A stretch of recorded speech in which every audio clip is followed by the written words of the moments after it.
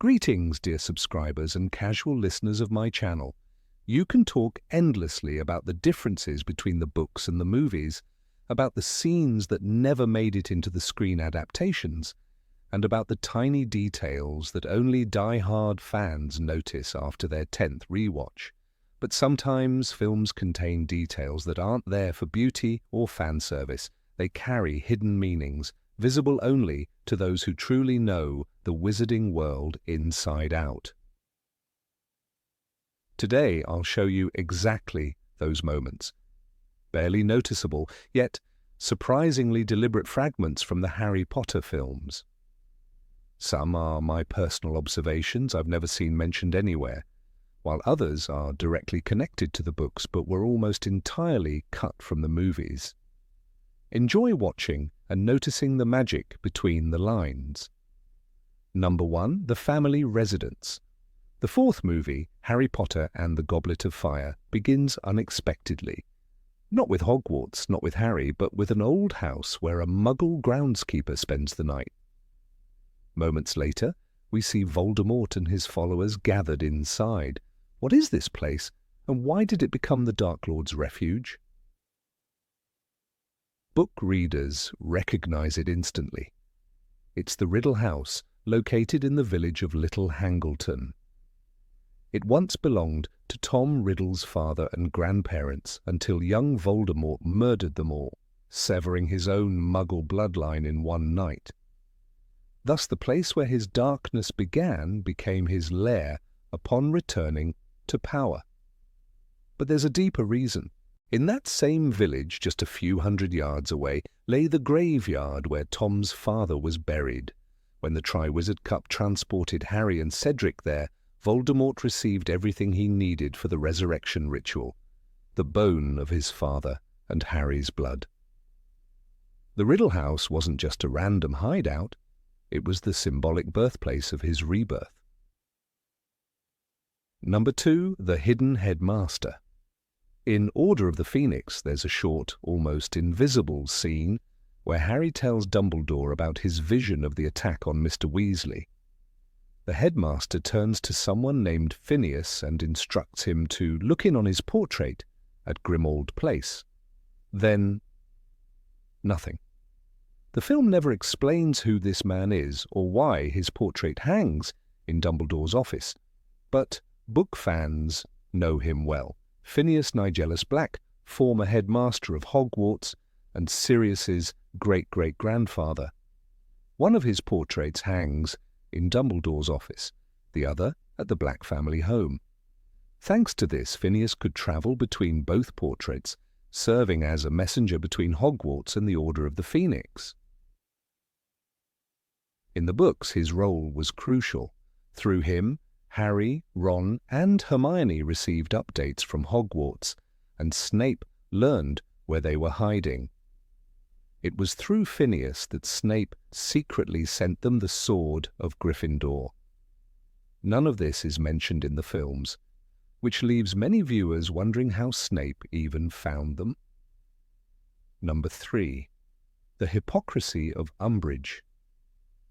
Few characters in the Potterverse provoke as much universal hatred as Dolores Umbridge.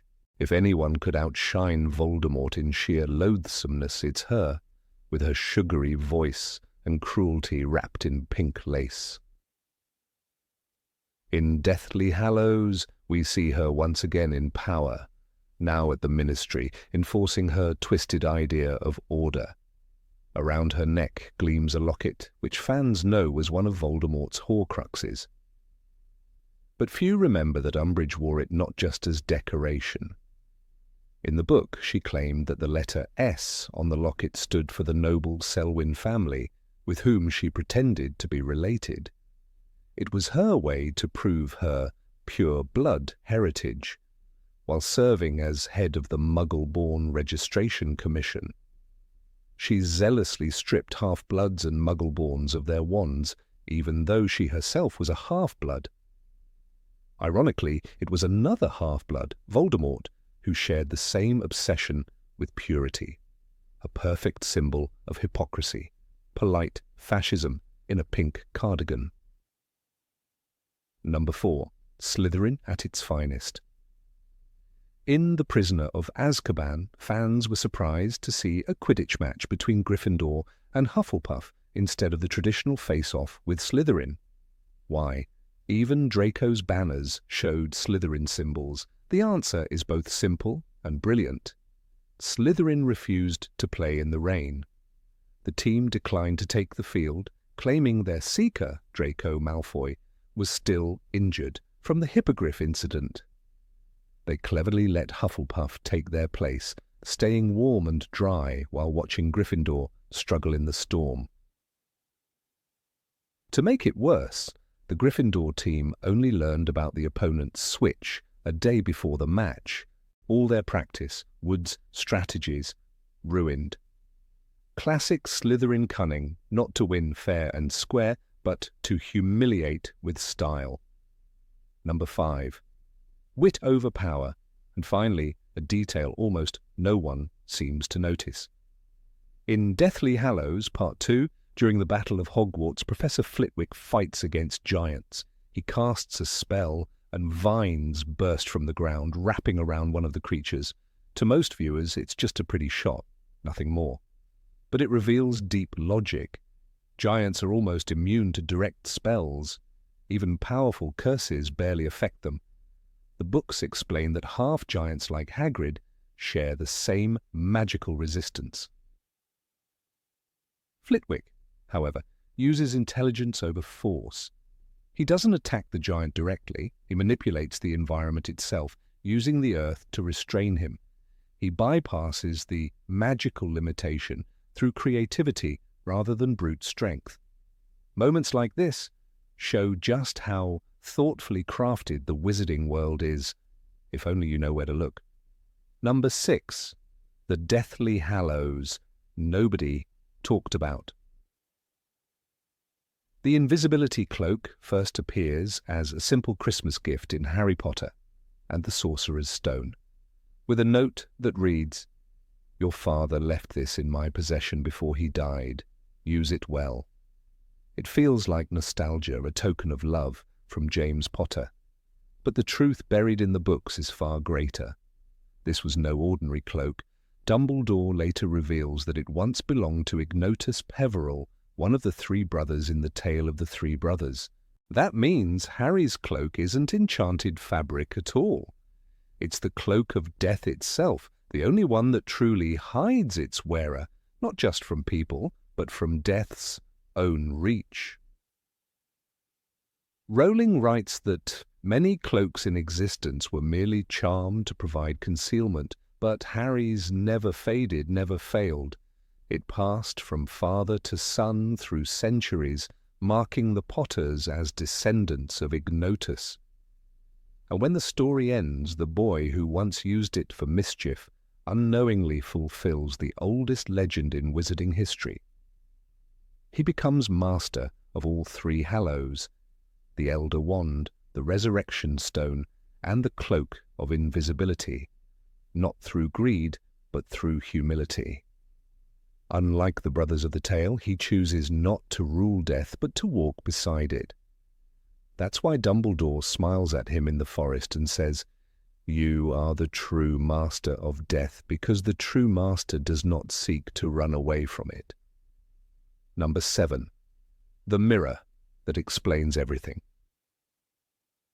The Mirror of Erised first appeared as a quiet mystery, a golden frame, a whispered temptation. Harry sat before it night after night, staring into the faces of the parents he never knew. Dumbledore's warning echoed softly. It does not do to dwell on dreams and forget to live. In the films, that's where it ends. But in the books, the mirror's story continues far beyond childhood wonder.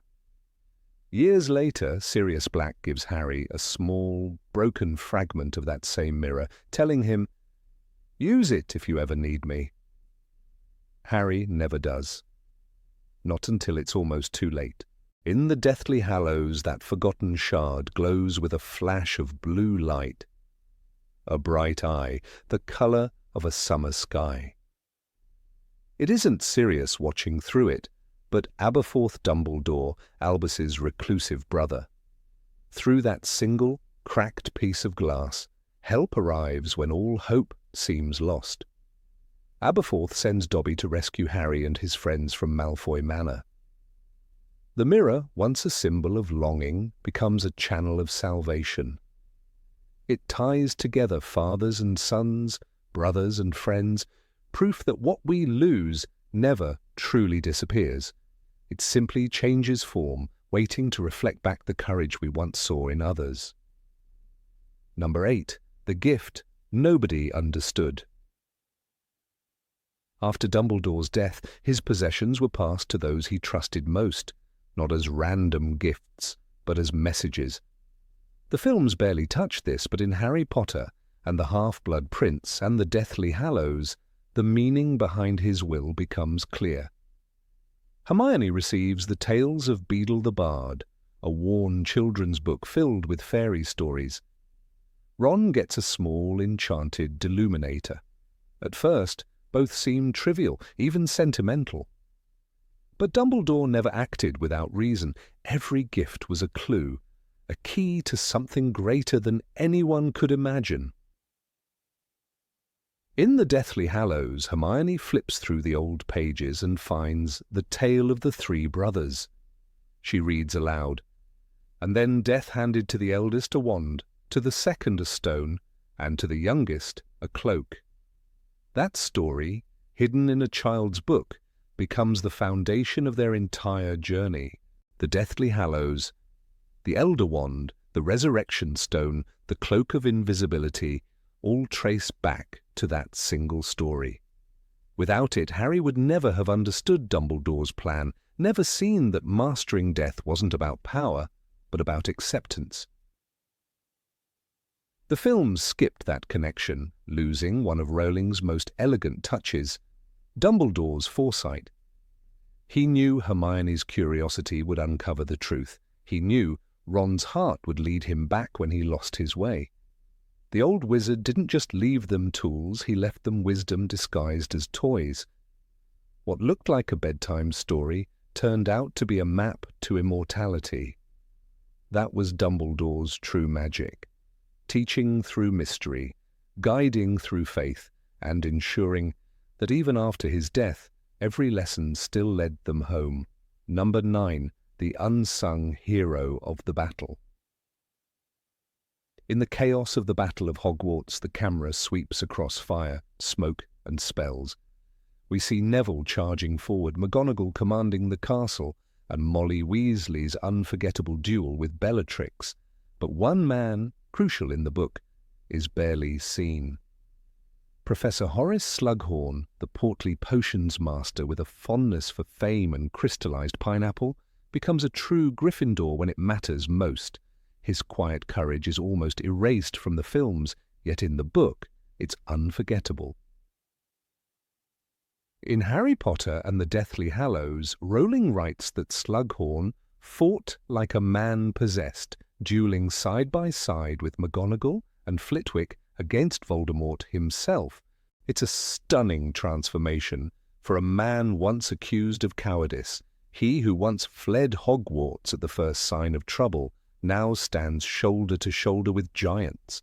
The same professor who once prized influence and safety above all else finds himself staring into the eyes of the Dark Lord and fighting back.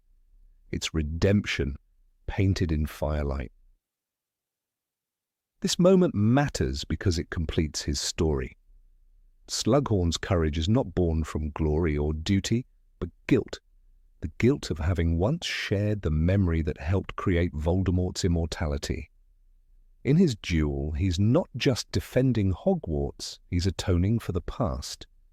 The films left that redemption untold, but in the books, it's a powerful reminder. Even those who hide behind comfort can rise when the world demands it. And in the flicker of green and gold light, the old potions master proves that bravery wears many faces. Number 10, the true fate of Pettigrew. When Peter Pettigrew meets his end in Harry Potter and the Deathly Hallows, the movie barely pauses. A flash, a struggle, a fall. and he's gone.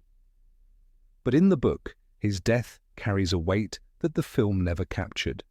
It happens in the cellar of Malfoy Manor, where Harry and Ron stand cornered. For a moment, Harry reminds Pettigrew of the mercy once shown to him, the night in the shrieking shack when Harry said, "You owe me your life. You can't kill me." That memory cracks something deep inside him. For the first time in years, Peter hesitates. That hesitation is his undoing. Voldemort's silver hand and a gift for his service turns against him. Rowling writes, the silver fingers were moving inexorably toward his own throat. It's a haunting image, the man who sold his soul to a monster being killed by the very token of that bargain. The hand was enchanted to obey its true master, and at the first sign of mercy it punished betrayal with death. Pettigrew tries to fight it, eyes wide with terror, but the hand tightens, and within seconds he collapses, strangled by his own loyalty. This moment, small and quiet, is one of the story's darkest truths. It shows that even a fleeting act of goodness can be enough to destroy someone consumed by evil. Pettigrew's death is not an accident but a consequence, a reflection of the life he chose. He betrayed his friends, murdered for power, and knelt to Voldemort to escape fear. And yet at the end, one heartbeat of conscience killed him. The silver hand becomes a mirror, showing that mercy and guilt cannot coexist with blind servitude. Harry, Ron, and Hermione never speak of it again. They leave the body behind, but the weight of that moment lingers. Pettigrew dies not as a villain or a victim, but as a man caught between both. His final breath is an echo of the truth Dumbledore once told Harry. It is our choices, Harry, that show what we truly are. In that cellar, Peter Pettigrew's choice, a single second of compassion, proved it more than any spell ever could. Number 11, the portrait that says more than it seems. When the Battle of Hogwarts begins, in Harry Potter and the Deathly Hallows, Part 2, Minerva McGonagall raises her wand and calls upon the castle itself to fight. Statues march, suits of armour spring to life, and for a brief moment the camera pans across a wall of portraits. One pair of painted eyes stands out, the sneering, aristocratic face of Phineas Black. Most viewers miss it, but his silent watch from the frame is not an accident. It's a nod to something much deeper, a secret the books made clear long ago. In Harry Potter and the Order of the Phoenix, Phineas is not just a relic in a dusty frame. He moves freely between his portrait in Hogwarts and another in 12 Grimmauld Place, the old Black family home. "You know, I cannot help but listen if you insist on talking in front of my portrait," he tells Harry, his voice dripping with pride and disdain. This was more than a joke, it was a warning. The portraits of former headmasters were not mere decorations, they were living echoes of their past selves, spies and messengers who could whisper through time and stone. It was Phineas who told Severus Snape that Harry and Hermione were hiding in the Forest of Dean. Without that, Snape might never have guided them to the Sword of Gryffindor, a turning point in the story. The portrait became a thread between the living and the dead, a tool of survival hidden in plain sight. McGonagall's order to awaken the castle's defenders mirrors that same theme, that the walls of Hogwarts themselves remember, protect, and act. Even art on the walls carries a heartbeat of the past. So when Phineas watches the battle unfold, his painted eyes are more than oil and canvas. He represents what Dumbledore once told Harry, "Do not pity the dead, Harry, pity the living." Yet here, even the dead refuse to be silent. Knowledge, once shared, continues to move, through books, portraits, and memories. The portrait of Phineas Nigellus is a symbol of that persistence, a whisper from history reminding us that every teacher's influence lives on long after the final spell is cast. Number 12. The Secret of McGonagall's Robes. Professor Minerva McGonagall always appeared in emerald green robes, sharp as her expression and unmistakable in every scene. Yet the films never explained why she wore that particular colour. To most, it seemed like a stylistic choice, dignified, traditional, maybe even regal. But book readers know there's a hidden layer beneath that fabric, one stitched with memory and meaning. In Harry Potter and the Philosopher's Stone, Rowling describes her as a tall, rather severe-looking woman wearing square glasses exactly the shape of the markings around the eyes of a cat, yet it's the colour of her robes that quietly reveals the truth of her past.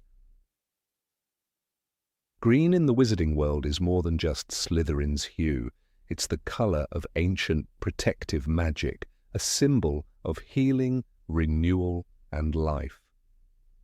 The killing curse flashes green, yes, but so do spells of resurrection and growth. McGonagall, a proud Gryffindor, wore emerald not as a contradiction, but as a bridge. Her choice reflected balance between courage and restraint, fire and reason. It whispered of a witch who understood both sides of magic, its danger and its grace. In her youth, Minerva lived between two worlds. Her mother, Isabel Ross, was a witch, her father, Robert McGonagall, a Presbyterian minister and a Muggle. She learned early what it meant to hide, to silence one part of herself for the safety of another. The books tell us she once confessed to feeling torn in two, fearing she could never fully belong in either world. When she finally came to Hogwarts, the green in her robes became her secret language, a tribute to her mother and to all those who had lived quietly in the shadows of magic, pretending to be ordinary. When McGonagall stands by Dumbledore's side, her robes gleam in torchlight, a flash of emerald against the dark. It is not vanity, it's remembrance. Each fold carries the strength of the women who came before her, witches who hid their power but never lost it. That colour, once a source of shame, became her armour.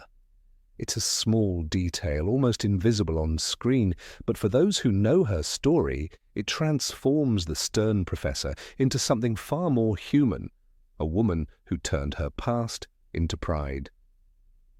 Number 13. Why the Phoenix appears only for Harry. When Fawkes, the majestic scarlet phoenix, rises into the air above Hogwarts at the end of Harry Potter and the Half-Blood Prince, the scene feels almost silent. The music fades, the students stand motionless, and a fiery shape ascends into the dark sky. To most viewers of the film, it seems like a poetic farewell, a visual metaphor for Dumbledore's death.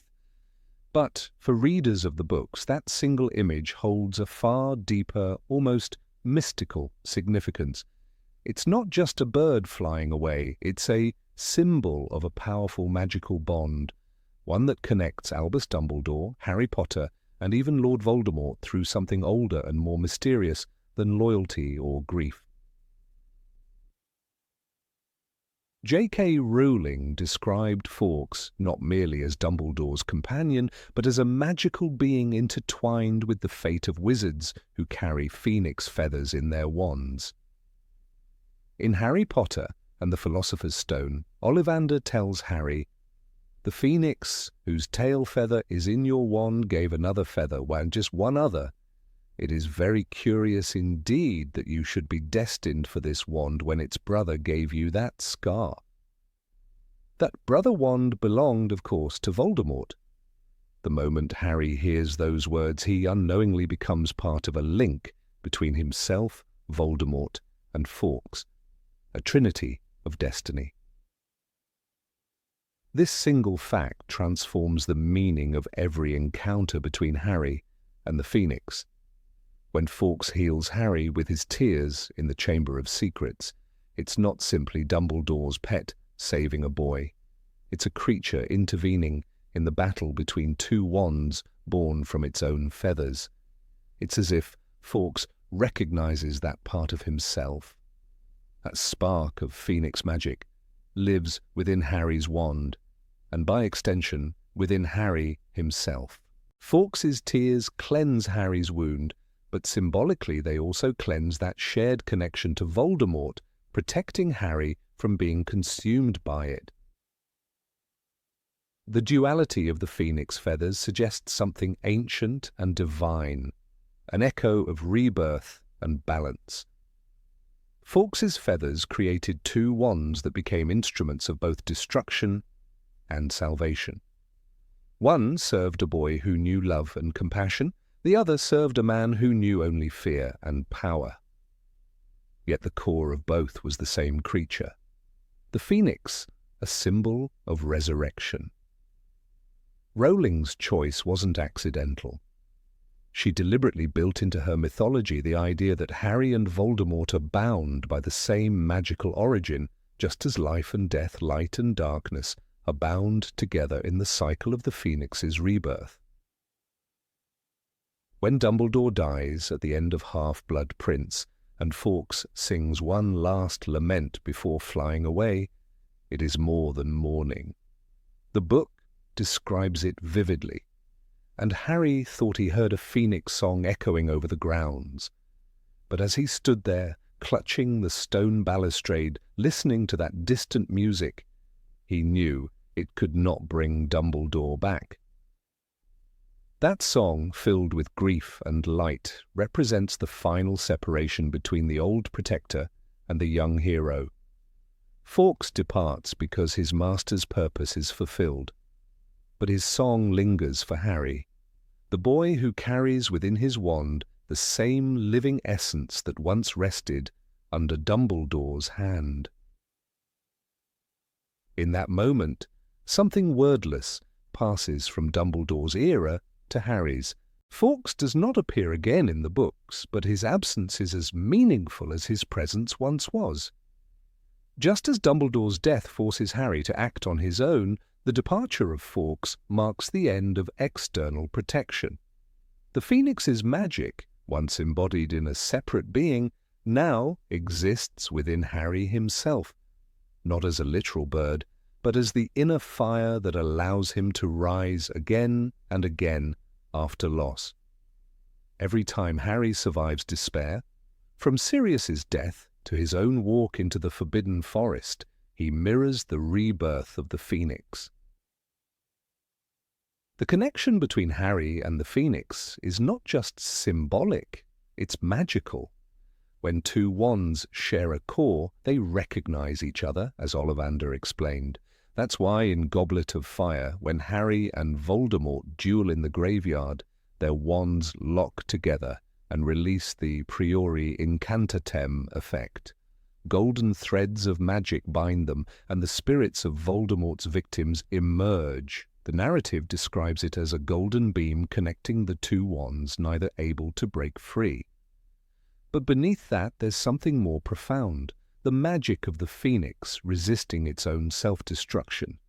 Fawkes's essence refuses to let two pieces of itself destroy one another. The bird of rebirth will not be an instrument of final death. Seen in that light, the image of the Phoenix over Hogwarts after Dumbledore's fall takes on prophetic meaning. The firebird rising above the castle doesn't just signify the headmaster's spirit ascending, it mirrors what Harry must soon do.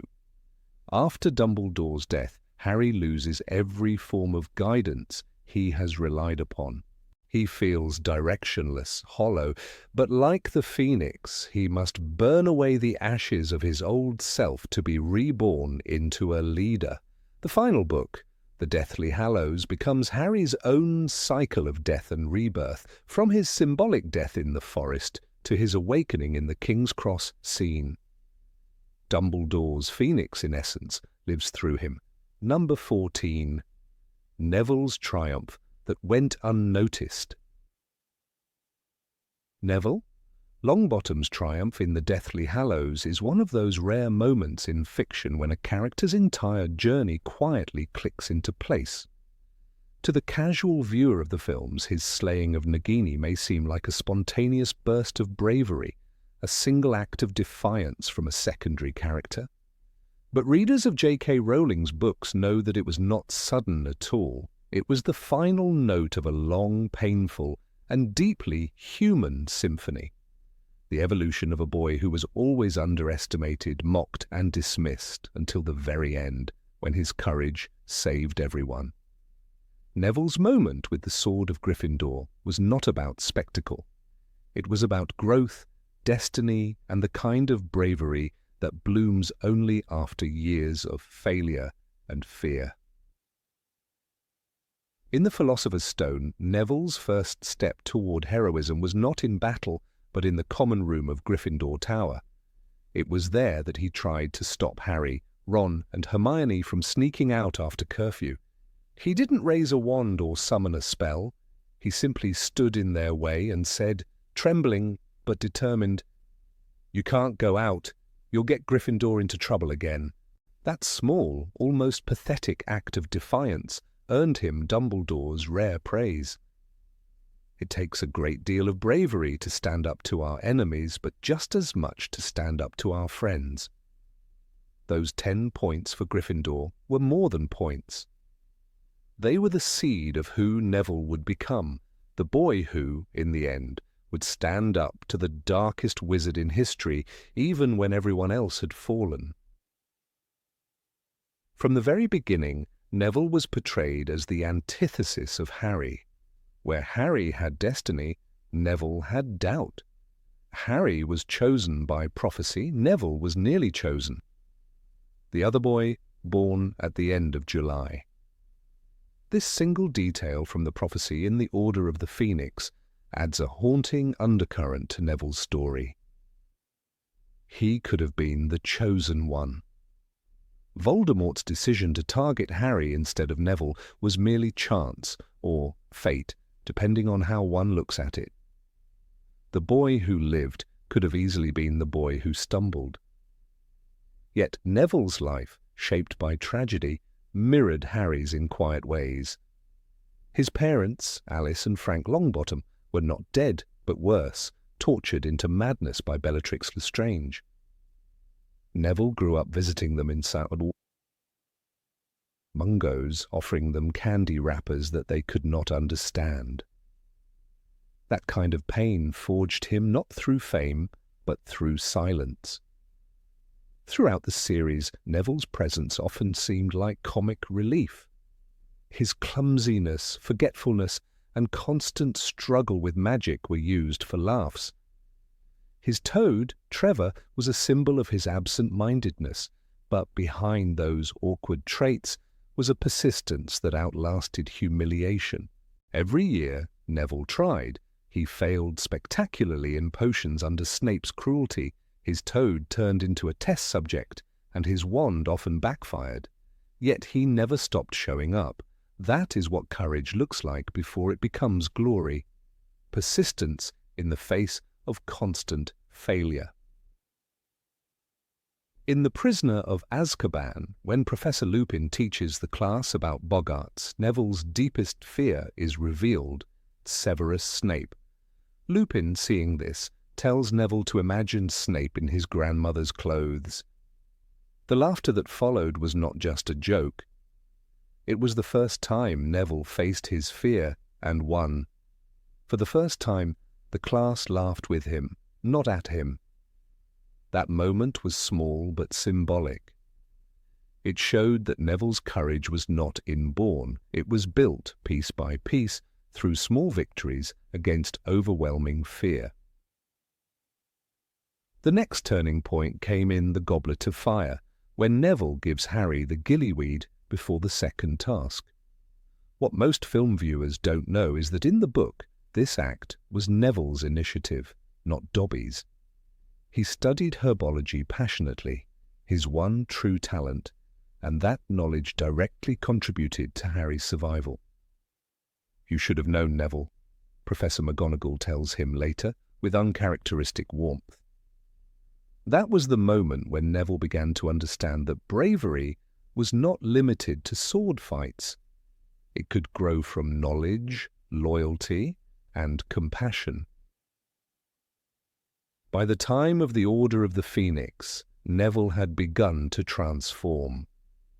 When he joins Dumbledore's army, he is still timid, still unsure, but he starts to fight back. During the meetings, he practices defensive spells again and again, his frustration burning into focus. Hermione observes, "He's improving a lot." Harry, watching him, realizes that Neville's determination comes from pain. When the group fights Death Eaters in the Department of Mysteries, Neville's bravery crystallizes. Even after his nose breaks and his wand shatters, he refuses to leave Harry's side. "I'm all right," he insists through the blood. "I can still fight." This is not cinematic bravery, it is raw, desperate courage, or the kind that comes from a refusal to give up. It's in this book that we see a crucial revelation. Neville's parents are alive but lost. When he encounters Bellatrix Lestrange during that battle and the woman who destroyed his family, there's no scream or vengeance, only silent fury. That silence is what defines him. Harry sees it and understands for the first time that Neville's pain is as deep as his own. Readers began to sense that Neville's path was leading somewhere monumental. The boy who could barely stand up straight would one day stand in the ruins of Hogwarts, facing Voldemort himself. By the Half-Blood Prince, Neville's role seems diminished. The story focuses on Harry's mission, while Neville remains in the background.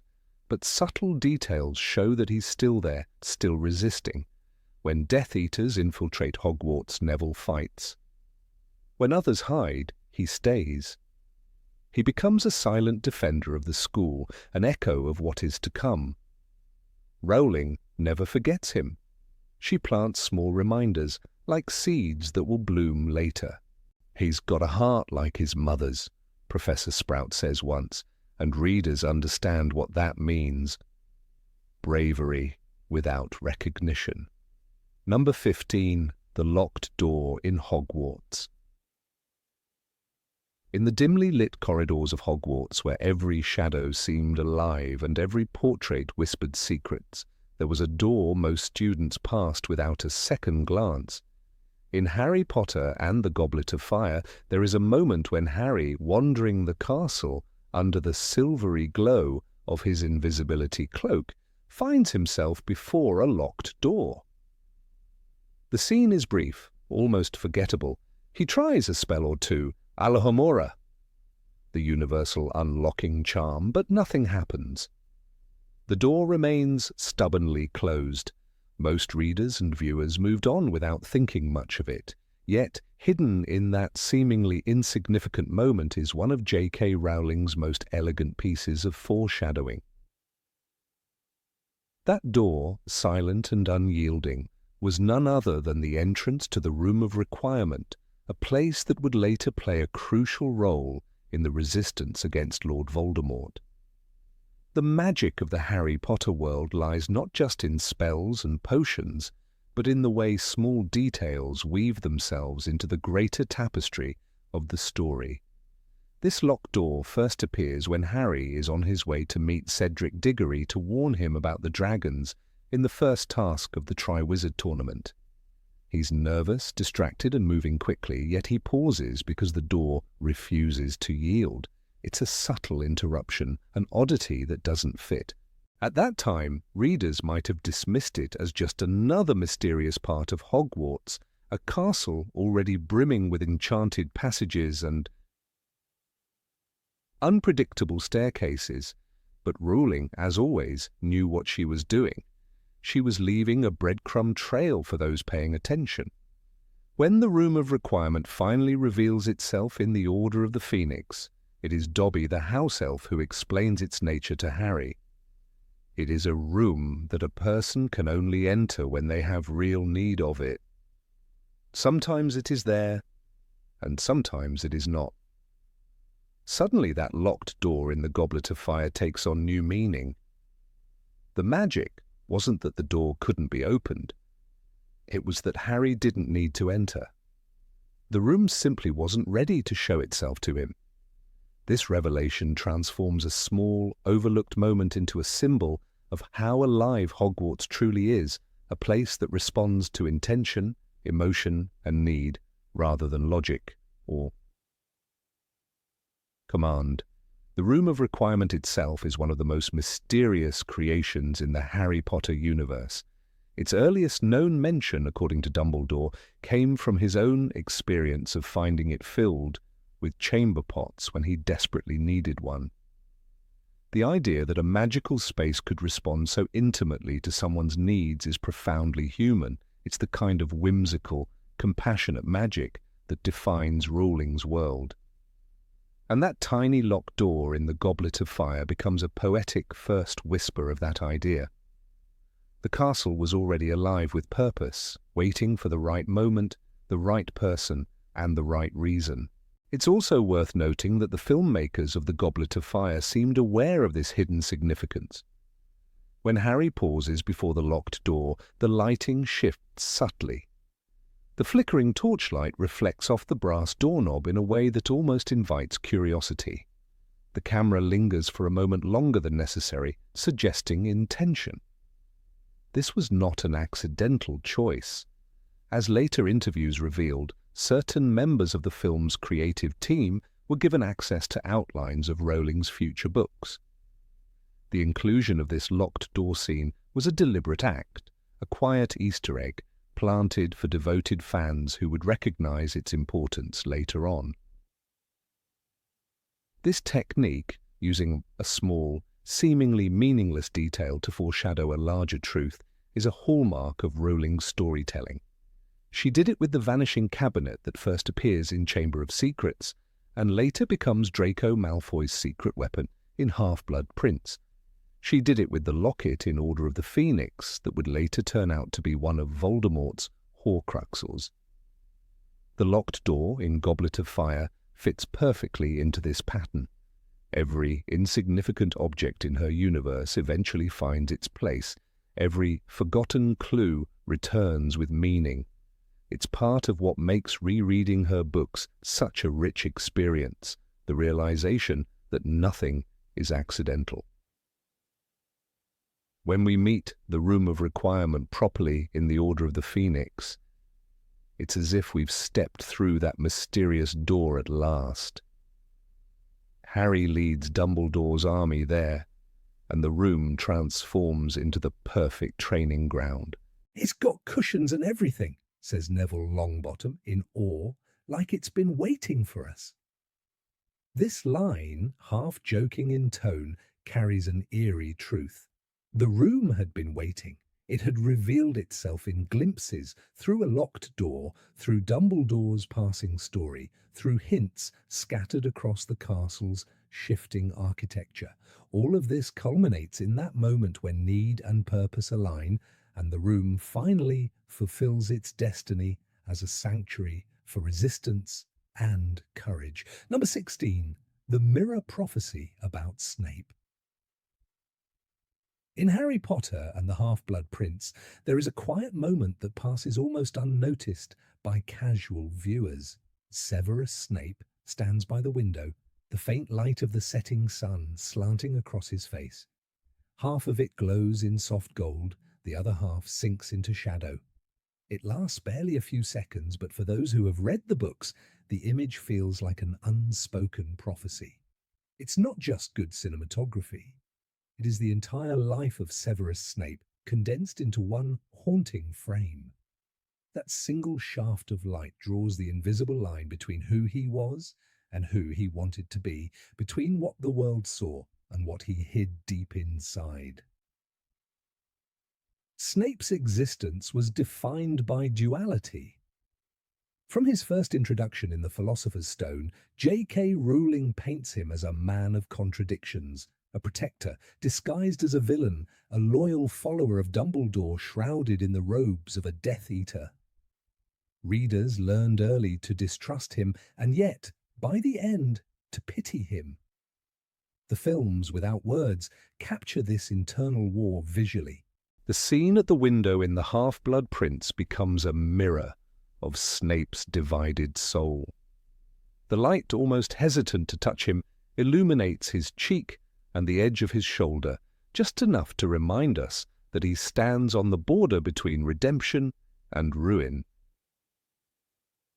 For those who know the books, this image echoes a constant theme in Snape's story, the painful balance between light and dark. Dumbledore once told Harry, "It is our choices, Harry, that show what we truly are, far more than our abilities." Snape's life is the embodiment of that idea. Born into a home consumed by bitterness and neglect, he was drawn to the power and recognition Voldemort promised. Yet somewhere within him, buried under years of resentment, burned the fragile memory of Lily Evans, the girl who had been kind to him when no one else was. That single fragment of light remained, flickering through the darkness that he willingly embraced. When he stands by the window, the light touching half his face feels like Lily's memory still reaching for him, refusing to let the darkness consume him entirely. In the novels, Snape's role as a double agent is not only a matter of allegiance, but of identity. Every action he takes is a step on a knife's edge. Dumbledore trusts him, yet fears what he might become. Voldemort believes in his loyalty, yet keeps him constantly tested. Snape lives in perpetual shadow, not just physical but moral. When the film places him half in light and half in dark, it visualizes the life he has led since he uttered the words that damned him. The prophecy. The one with the power to vanquish the Dark Lord. His greatest mistake had caused Lily's death, and the rest of his existence became a penance paid. In silence. That same contrast of light and shadow reappears later when Snape stands over Dumbledore on the astronomy tower. The moonlight divides his face again, one side pale and rigid, the other buried in shadow. In that instant, the audience sees the same image from the window scene, now magnified by tragedy. It is the final moment of his double life. He kills a man he respects to save a boy he secretly loves as a reflection of Lily. The act cements his place forever in the grey zone between hero and villain. He is the shadowed figure who saves others by becoming what he hates most. The line, always, spoken in Deathly Hallows, is perhaps the purest expression of this conflict. When Dumbledore, weary and dying, asks him, "After all this time?" Snape's single-word answer opens a wound that has never healed. That word is light, the flicker of humanity that survives after years of deceit and guilt. But it is also shadow, the confession of a man who has lived too long with ghosts. The film mirrors that confession visually in the window scene. The light that caresses his face is the always of his heart, while the darkness that covers the other side is the after all this time of his suffering.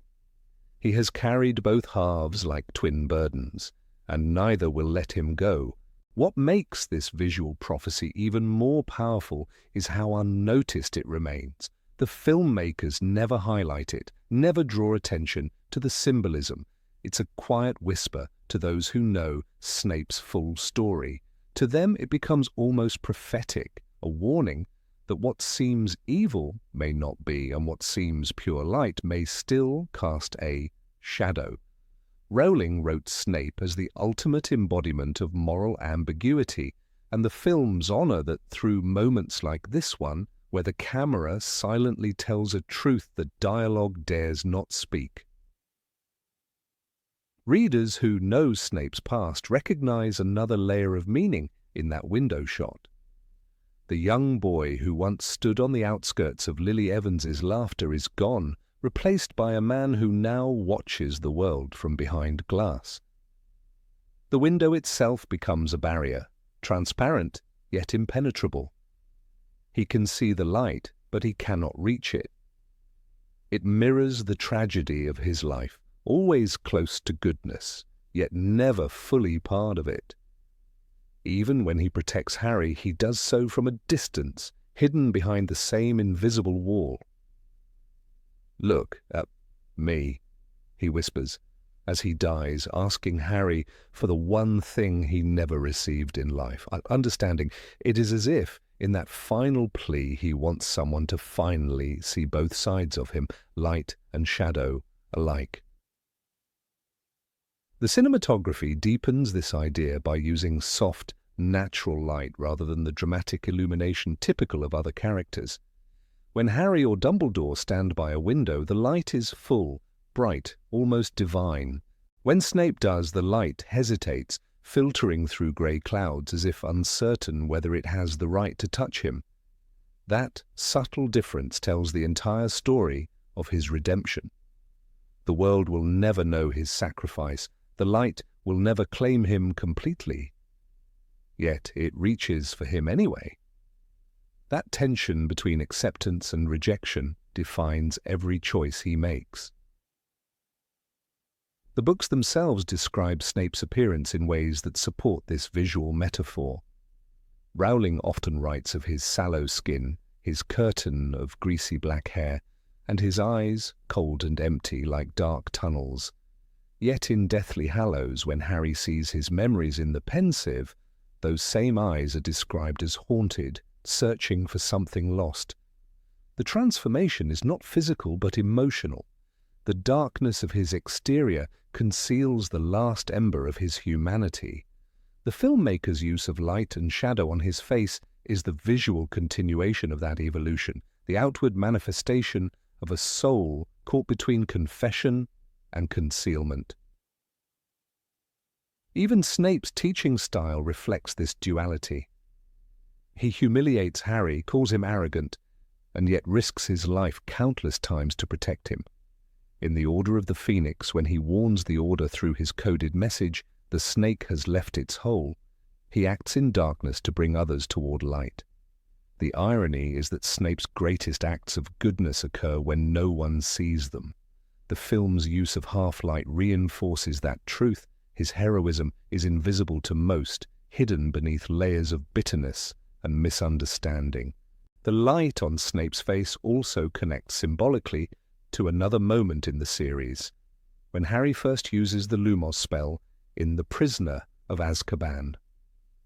The wand's light is a symbol of hope and truth, illuminating what was hidden. Snape, standing by the window years later, has no wand raised, no spell cast. Yet the faint glow that touches him is a quiet lumos from the universe itself, revealing what words cannot. The light was always inside him, even if he never dared to show it. The mirror between these two moments, Harry's literal light and Snape's symbolic one, ties their fates together in a circle of understanding that neither of them realizes until it's too late. When fans rewatch that window scene after finishing the series, it transforms completely. What once looked like a simple shot of a man thinking now feels like a moment of divine foreshadowing. The audience understands that the half-lit face belongs to someone who will live and die for love. He loved her for nearly all of his life, Rowling wrote in the Deathly Hallows commentary, and that love became his redemption.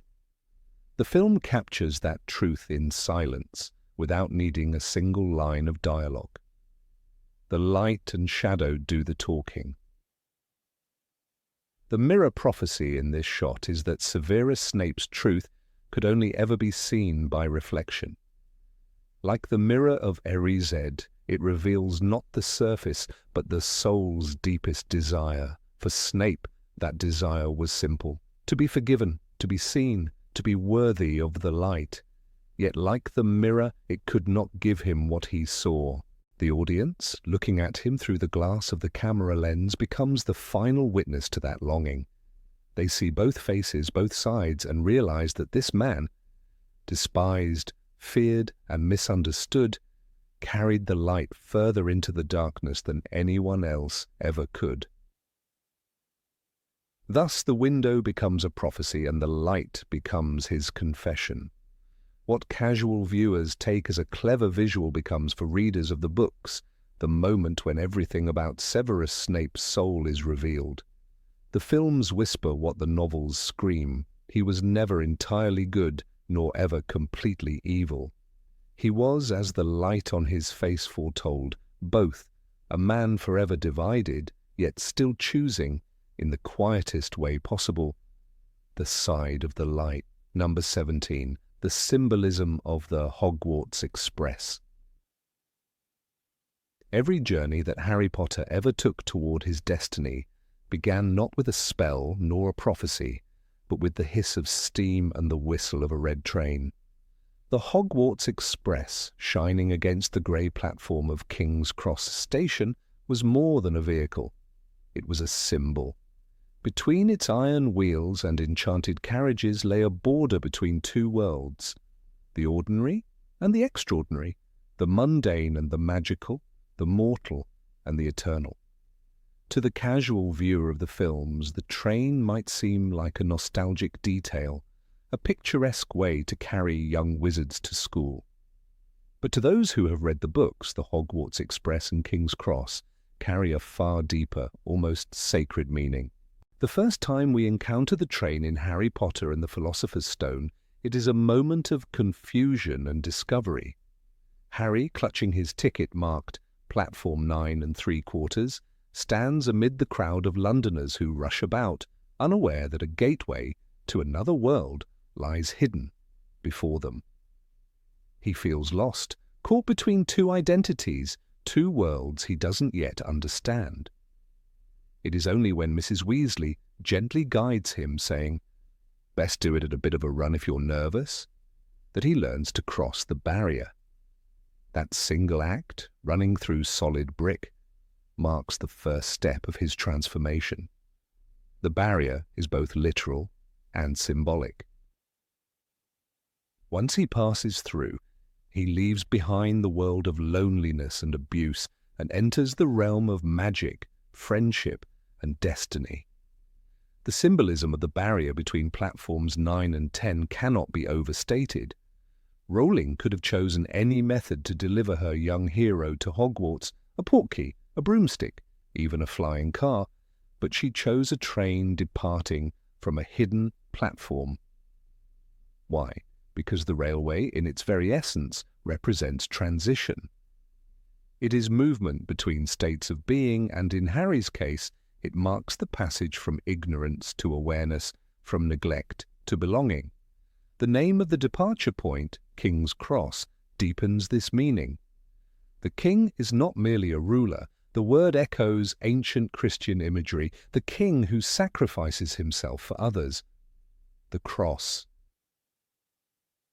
is the symbol of suffering, death, and resurrection. Unknowingly, every year that Harry passes through King's Cross, he reenacts the spiritual journey that will define his fate. In the Chamber of Secrets, when the barrier closes before him and Ron, the message is clear. The passage between worlds is not always open. Their attempt to reach Hogwarts by flying car ends in disaster. The closed barrier symbolizes a spiritual blockage, Harry's fear and doubt after a summer spent, ignored by his friends, cut off from the magical world. The train, waiting just beyond reach, becomes an unattainable promise of belonging. Rowling transforms a simple delay at a station into an allegory of faith. When the door to wonder seems locked, one must find courage to seek another path. By the time of The Prisoner of Azkaban, the train acquires a darker tone. The Dementors board the Hogwarts Express, and the once safe and magical passage becomes a place of terror. The scene is written with chilling precision. A thick, cold fog filled the compartment. Harry's breath was visible in the air. Here the train mirrors Harry's inner world. His journey to Hogwarts is no longer a joyful escape. It reflects his growing awareness of death, loss, and fear. The train becomes a liminal space, a moving purgatory between childhood and maturity, safety and danger. When Dumbledore later explains the Dementors to Harry, they drain peace, hope, and happiness out of the air around them. We begin to see the train as something more than transport. It is a mirror of the soul, reflecting what Harry carries inside. The Hogwarts Express is no longer simply crossing from London to Scotland. It is carrying Harry through the landscapes of his own emotional evolution.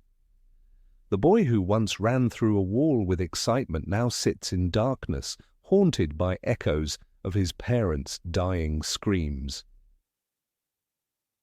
Even in the Goblet of Fire, where the Triwizard Tournament introduces an adult world of politics and danger, the journey begins once again at King's Cross. The pattern continues: the mundane world, the crossing, and the red train that connects them.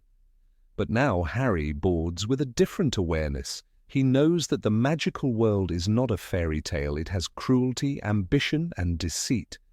The train is still a vessel, but its passengers have grown.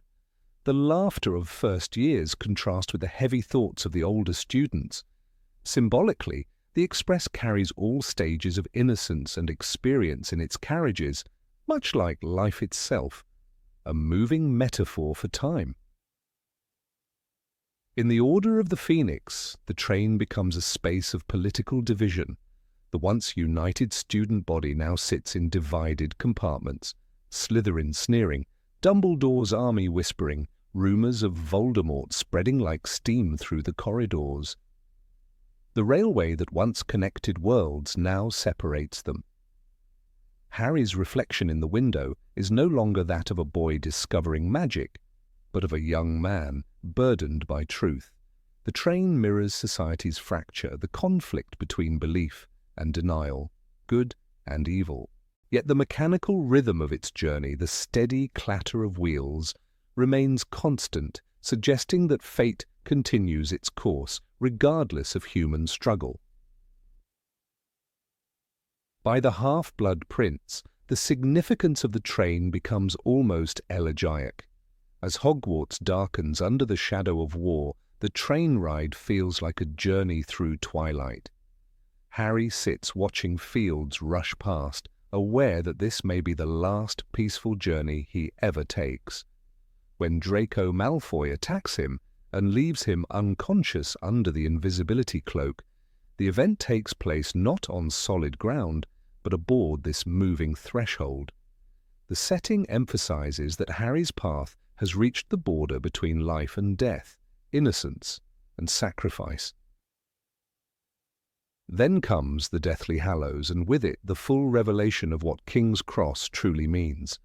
After Voldemort's curse strikes him in the Forbidden Forest, Harry awakens in a place described as a vast, misty station. It was bright, and it was warm, and he knew he was at King's Cross. The reader who remembers the first book immediately senses the completion of the circle. The station is no longer a physical location, but a spiritual one. It is, as Dumbledore tells him, a sort of limbo between life and death. The King's Cross becomes the literal cross of the king, the place of sacrifice where the Saviour decides whether to return to the world or continue to the light. This moment transforms the entire railway motif of the series. Every previous crossing, every trip through the barrier, every whistle of the train was a rehearsal for this ultimate passage. The symbolism becomes almost biblical. Just as Harry once ran through the barrier to begin a new life, he now stands at another threshold, faced with a choice that echoes resurrection. Dumbledore's words carry the weight of eternity. Do not pity the dead, Harry. Pity the living, and above all, those who live without love. The station represents choice, the freedom to cross or remain, to live or to move beyond. Even the sensory details in this scene evoke transcendence. The whiteness of the station recalls purity, the beginning of creation, and the end of suffering. The absence of noise mirrors the stillness of the soul after struggle. The station is empty, yet not desolate. It is filled with light, as if all the journeys of the Hogwarts Express have led here to a place where time and space dissolve. The echo of the whistle, faint and distant, becomes a spiritual call rather than a mechanical sound. The connection between King's Cross and Harry's destiny extends beyond symbolism. It defines the moral structure of the story. Each time Harry boards the train, he affirms his identity as someone who chooses courage over comfort. The train never forces him to board, it simply waits. It is a reminder that every crossing between worlds is voluntary, that faith requires an act of will.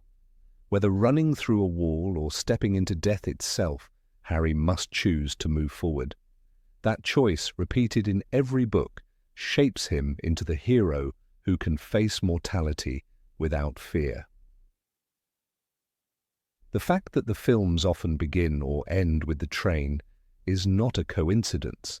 These scenes serve as visual bookmarks for the story's spiritual rhythm. The red of the locomotive, the white steam, and the grey stone of the platform create a trinity of colours: life, spirit, and mortality. The image of Harry looking out the window as the countryside rushes by reminds the audience that his journey is both outward and inward. The motion of the train parallels the motion of the soul, ever moving, ever seeking. In the epilogue, when Harry returns to King's Cross with his own children, the symbolism completes itself. The station is no longer a place of departure, but of continuity. The next generation steps through the same barrier, carrying the same courage, the same hope. When Albus Severus worries about being sorted into Slytherin, Harry's calm reassurance on that familiar platform signifies peace after the storm. The King's Cross has become a place of redemption, no longer a crossroads between life and death, but between past and future.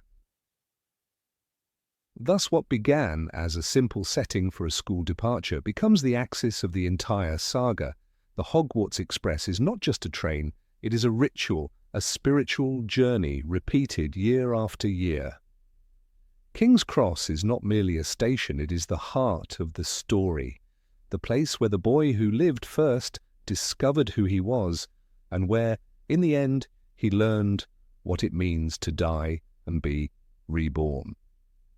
To those who have read the books, the whistle of the Hogwarts Express is not the sound of departure, it is the sound of transcendence. Number 18, the hidden meaning of Draco Malfoy's wand.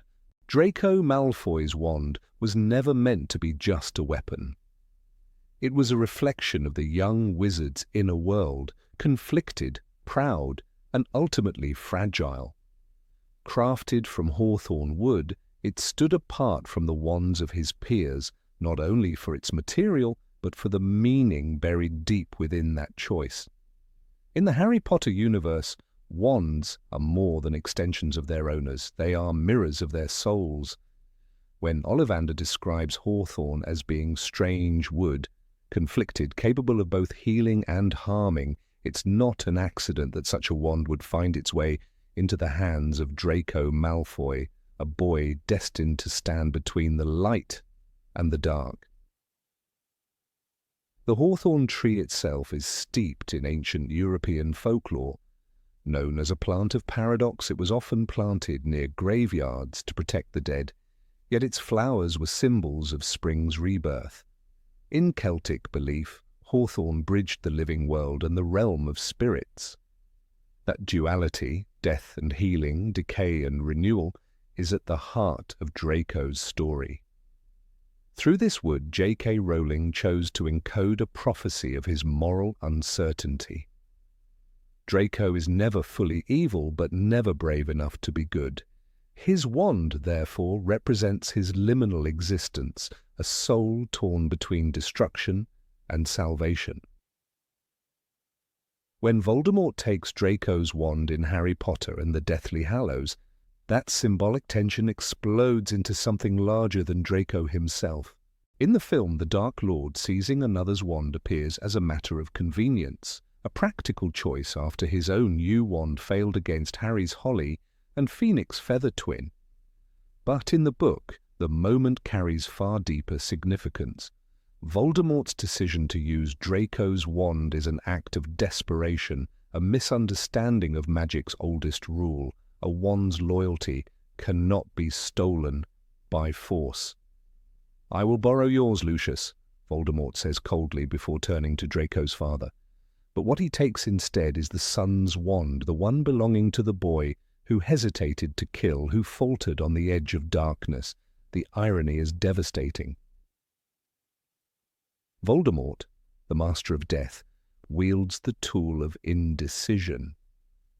Rowling subtly reminds readers that magic in her world is not about power, but alignment of heart, intention, and destiny. When Voldemort lifts Draco's Hawthorne wand, he is unknowingly grasping at something that will never obey him. The hawthorn, a wood that resists control, rebels against being turned to harm. Its dual nature, capable of both healing and destruction, means it responds only to those who understand balance. Draco never found that balance, and Voldemort, consumed entirely by destruction, embodies its absolute negation. It's no surprise, then, that when he faces Harry, the wand falters. It splintered and cracked with a sound like thunder, as Rowling writes, refusing to carry out the act of murder it was forced into. This moment, fleeting on film but monumental in the novel, symbolizes the ultimate rebellion of magic itself against tyranny. The wand, in essence, becomes a moral compass. It rejects Voldemort not just because it recognizes another master, but because it recognizes the absence of humanity. In Deathly Hallows, Rowling notes, Voldemort's borrowed wand burned his hand as he cast the curse. The burn is not physical, it's symbolic. The magic recoils from corruption. The hawthorn wood, once a symbol of liminality, becomes an instrument of resistance. Even an object made to serve destruction finds within itself the instinct to preserve life. For Draco, the loss of his wand marks a turning point he never consciously chooses. After Voldemort takes it, Draco's role in the story diminishes. He becomes a silent observer, stripped of agency, his loyalty to the Dark Lord now hollow. The Hawthorn wand's theft mirrors the theft of his will. When we later see him in the room of requirement, his dueling is hesitant, his spells uncertain. He seemed less certain than ever, Rowling writes, and the reader senses that the magic is no longer his. A wizard without his wand is like a soul without direction, and Draco, divided, frightened, embodies the tragedy of a generation seduced by darkness, yet longing for redemption. There's a haunting irony in the fact that Voldemort uses Draco's wand to kill, while Draco himself never successfully takes a life. In Half-Blood Prince, when he stands over Dumbledore, trembling, unable to complete the murder, the Hawthorn wand is in his hand. It vibrates with tension, with unspoken rebellion. Dumbledore's calm voice, urging compassion, reflects what the wand itself seems to whisper. Mercy, not violence. "You are not a killer, Draco," Dumbledore says, and he's right. The wand's refusal to act with lethal purpose mirrors Draco's own inability to fully surrender to evil. In that way, the Hawthorn is almost prophetic. It chooses a boy who will live in moral twilight, never fully belonging to either side. By the time Voldemort wields it, the wand's loyalty is undefined. It belongs to Draco in name, but not in spirit. Its confused allegiance is a reflection of the fractured world around it. Every act of domination, every attempt to force obedience, moves it further from its true purpose. When Voldemort faces Harry in the Forbidden Forest and the wand fails him, It's not merely because of Elder Wand allegiance or technical law, it's because the instrument he wields is in spiritual revolt. He no longer trusted the borrowed wand, Rowling tells us, but the truth is harsher. The wand no longer trusted him. What makes this moment brilliant is Rowling's hidden commentary on the nature of power itself. True power, she suggests, cannot be taken. It must be earned through understanding and harmony. Draco never masters his wand because he never masters himself. Voldemort never commands it because he rejects empathy. In the end, it is Harry, whose wand was born of holly, a wood associated with protection and spiritual victory, who embodies what Hawthorne cannot serve, destruction. That contrast between holly and Hawthorne, between faith and doubt, defines the final duel more than the Elder Wand ever could. There is also something profoundly poetic in the choice of Hawthorne for Draco's wand when compared to the yew of Voldemort's. Yew is a symbol of death and immortality, a tree that thrives even when cut down. Its magic is cold and inexorable. Hawthorne, by contrast, thrives only through contradiction. It blooms only after enduring harsh winter. In that sense, Draco's wand becomes a living metaphor for survival through suffering. While Voldemort's yew wand seeks to dominate death, Draco's Hawthorne wand understands it. That distinction explains everything. Voldemort wants control over mortality, while Draco merely fears it.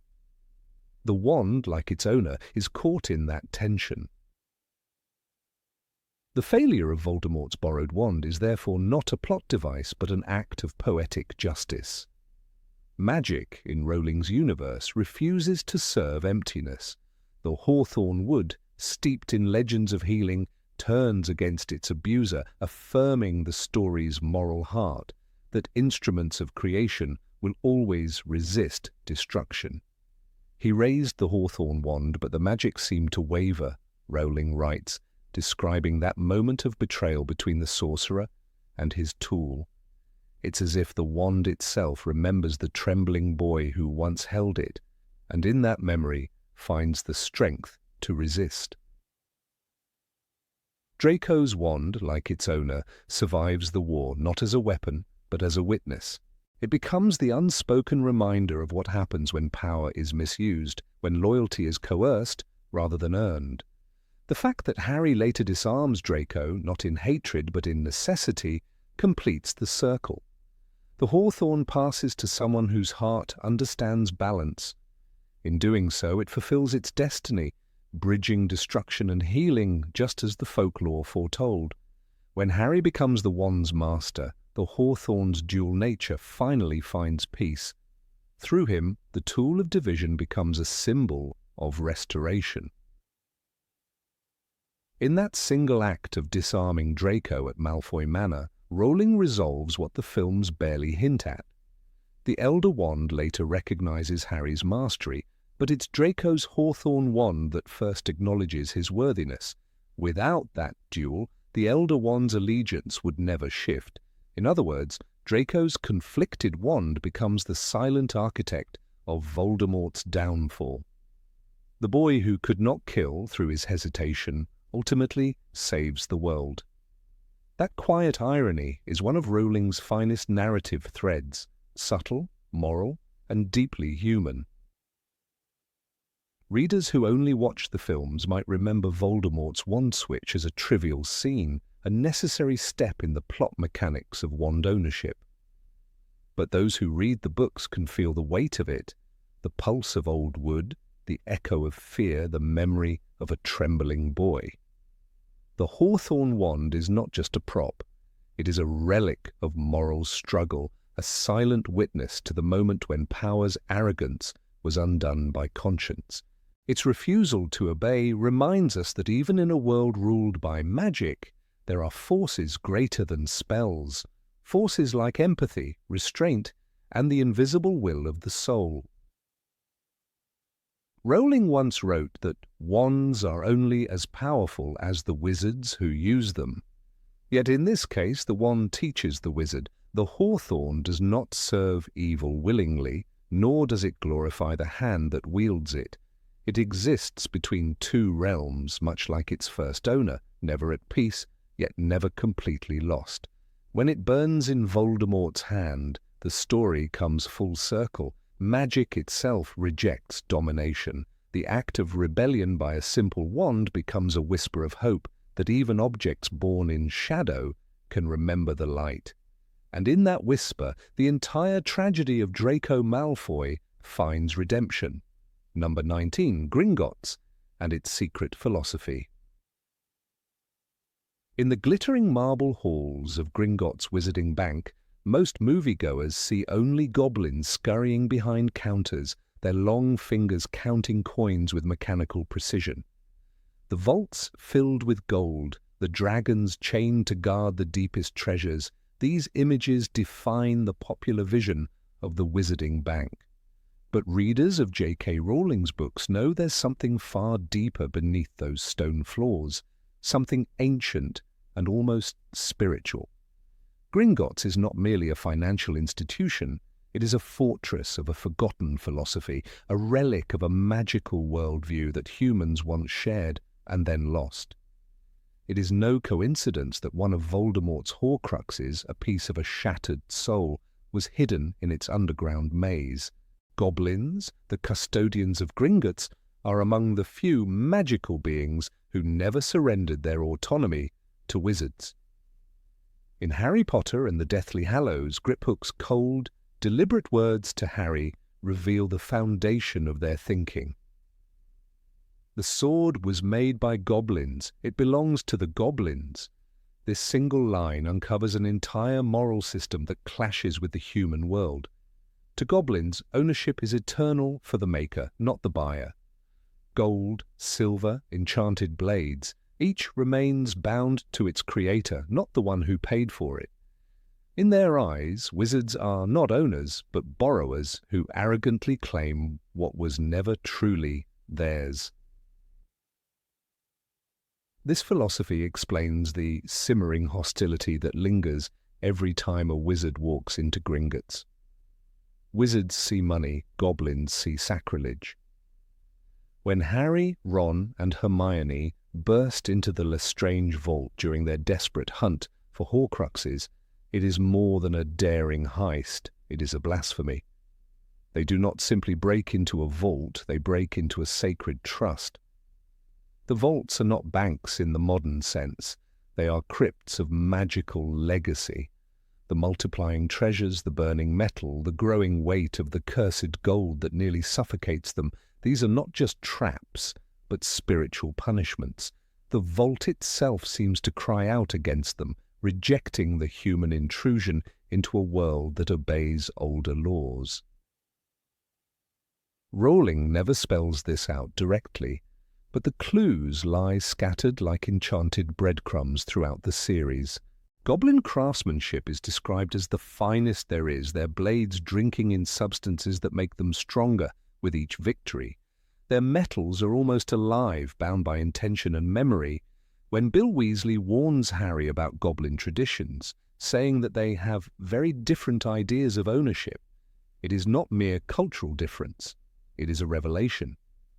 In the goblin worldview, the act of forging a thing creates a bond between maker and magic, an echo of divine creation. To take what you did not make is not theft, it is desecration. It is this ancient law that underpins the rage of Griphook in the Deathly Hallows. When he realizes Harry's group intends to keep the sword of Gryffindor after promising it to him, his fury burns like molten gold. Wizards had done this for centuries, taking goblin-made treasures and never returning them. For goblins, it is the central wound of history, a spiritual grievance buried beneath centuries of servitude. The bank itself becomes a monument to that tension. Wizards trust it to guard their wealth, while the goblins silently guard the remnants of their stolen pride. The irony is profound. Wizards see themselves as the masters of magic, yet their fortune rests in the hands of beings they barely understand. Every vault they rent is carved into stone that remembers the old laws of magic. The tunnels beneath London twist not just through earth, but through time itself.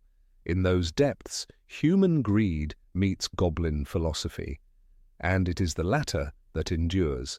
When Harry descends to the Lestrange vault surrounded by piles of enchanted gold, he is walking through a labyrinth built on distrust. Every coin gleams like an accusation. There's something almost biblical in this contrast. Wizards, like modern humans, treat creation as possession. They buy, sell, and accumulate. Goblins, in their austere way, treat creation as covenant. The creator's bond with the object is sacred and indestructible. In that sense, Gringotts is less a bank than a temple, its marble counters functioning as altars to a forgotten code. The guards, the enchantments, the unbreakable vaults. These are not measures of security, but rites of preservation. Even the dragons chained in the depths are guardians of sanctity, not profit. The Lestrange vault's defences, with its multiplying treasures, reflect a divine law. The more you take, the more your burden grows. One might notice how this philosophy mirrors the theme of the Horcrux hidden there. The cup of Helga Hufflepuff, stolen and desecrated by Voldemort, embodies the ultimate violation of creation.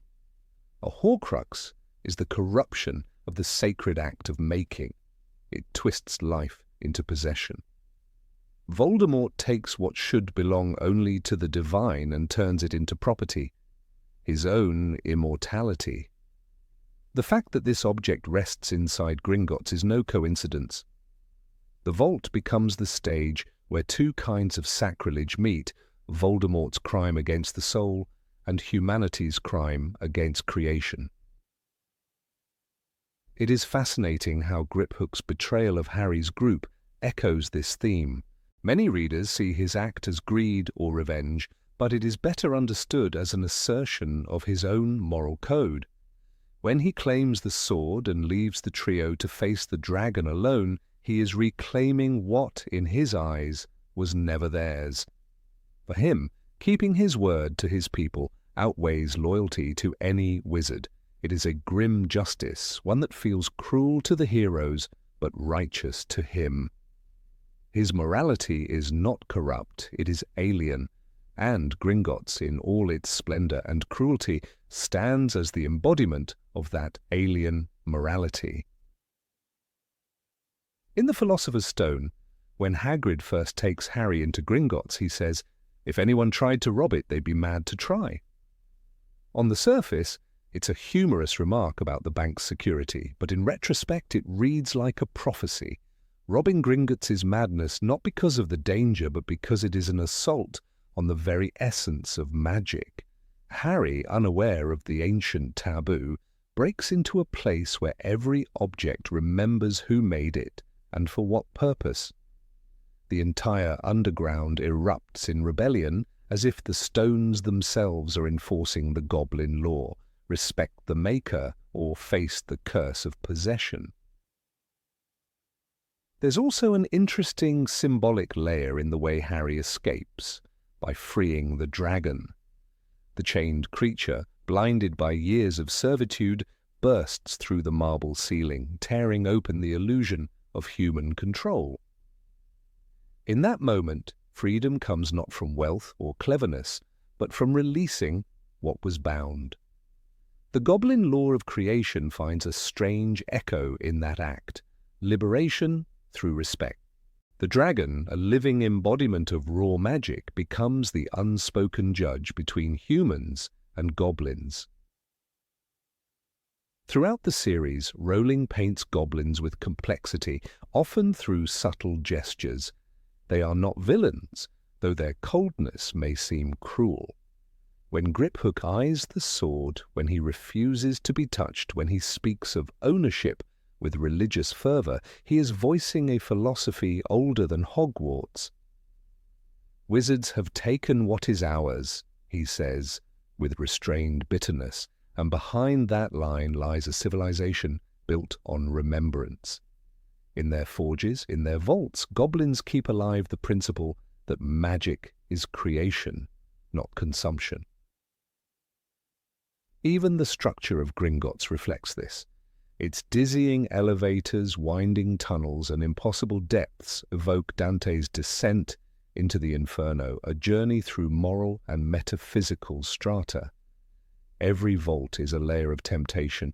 The deeper you go, the heavier the gold, and the closer you come to revelation. When the trio reaches the Lestrange vault, they have already crossed into a realm where moral rules twist. The multiplying treasures represent human desire turned against itself. The more one grabs, the more one suffers. It is the perfect punishment for a world that mistakes ownership for creation. The films, though visually stunning, reduce Gringotts to spectacle, a place of dragons and explosions. But in the books, its silence speaks louder, the clink of coins, the echo of footsteps, the glittering dust in the torchlight. All suggest reverence, not commerce. Gringotts is the last remnant of a world that still remembers that magic, at its heart, is sacred craftsmanship. Each vault is a tomb for that idea, sealed beneath the noise of modern wizarding life. When readers return to those chapters, knowing this hidden philosophy, the story changes shape. The chase, the fire, the dragon's flight, all gain moral weight. Harry's mission, though righteous, crosses the boundaries of an older faith. The trio's escape is victory and sin at once. They steal from thieves, but they also awaken the memory of the true makers. In the roaring wind of the dragon's wings, one can almost hear the bank whispering its ancient creed. Creation is not possession, and what is forged in magic belongs forever to the hands that shaped it. Gringotts, therefore, stands as one of Rowling's quietest yet most profound symbols. It is the meeting point of greed and sanctity, rebellion and remembrance. To those who only watch the films, it is a bank. To those who read the books, it is a philosophy, one that judges both wizard and reader alike. Beneath its marble counters, in the darkness where gold gleams like fire, the old truth endures. Every act of creation carries a soul, and to take without understanding is to invite the curse of the maker. Number 20, the invisible presence of Lily Potter. In J.K. Rowling's world, Lily Potter is more than a mother lost in a flash of green light. She is the silent force shaping everything Harry becomes. Although her physical presence vanishes in the first chapter of The Philosopher's Stone, her essence remains woven through every moment of Harry's story. The films, constrained by time and imagery, reduce her to brief glimpses, a woman screaming as Voldemort raises his wand, a ghostly figure emerging from the wand's echo. But the books breathe life into her absence. She is there, in the spaces between words, in the warmth of Harry's courage, in the subtle echo of her choices. Lily's love does not end with her death. It becomes the architecture of Harry's entire existence. When Hagrid places the infant Harry on the Dursleys' doorstep, wrapped in a blanket embroidered with his mother's name, it is not just an orphaned baby the reader sees. It is a living legacy of sacrifice. Dumbledore's words in The Philosopher's Stone explain it plainly. Your mother died to save you. If there is one thing Voldemort cannot understand, it is love. But Rowling does not stop there. Love, in this world, is not a mere emotion. It is the most ancient and binding magic. Lily's love becomes a shield powerful enough to repel the darkest curse ever cast. It is a protection that clings to Harry's very skin. Petunia Dursley, who resents her sister's magic, unknowingly preserves that spell by taking Harry into her home. The blood connection between them extends Lily's protection until Harry comes of age. Every moment Harry spends on Privet Drive, no matter how miserable, is under the shadow of Lily's invisible embrace.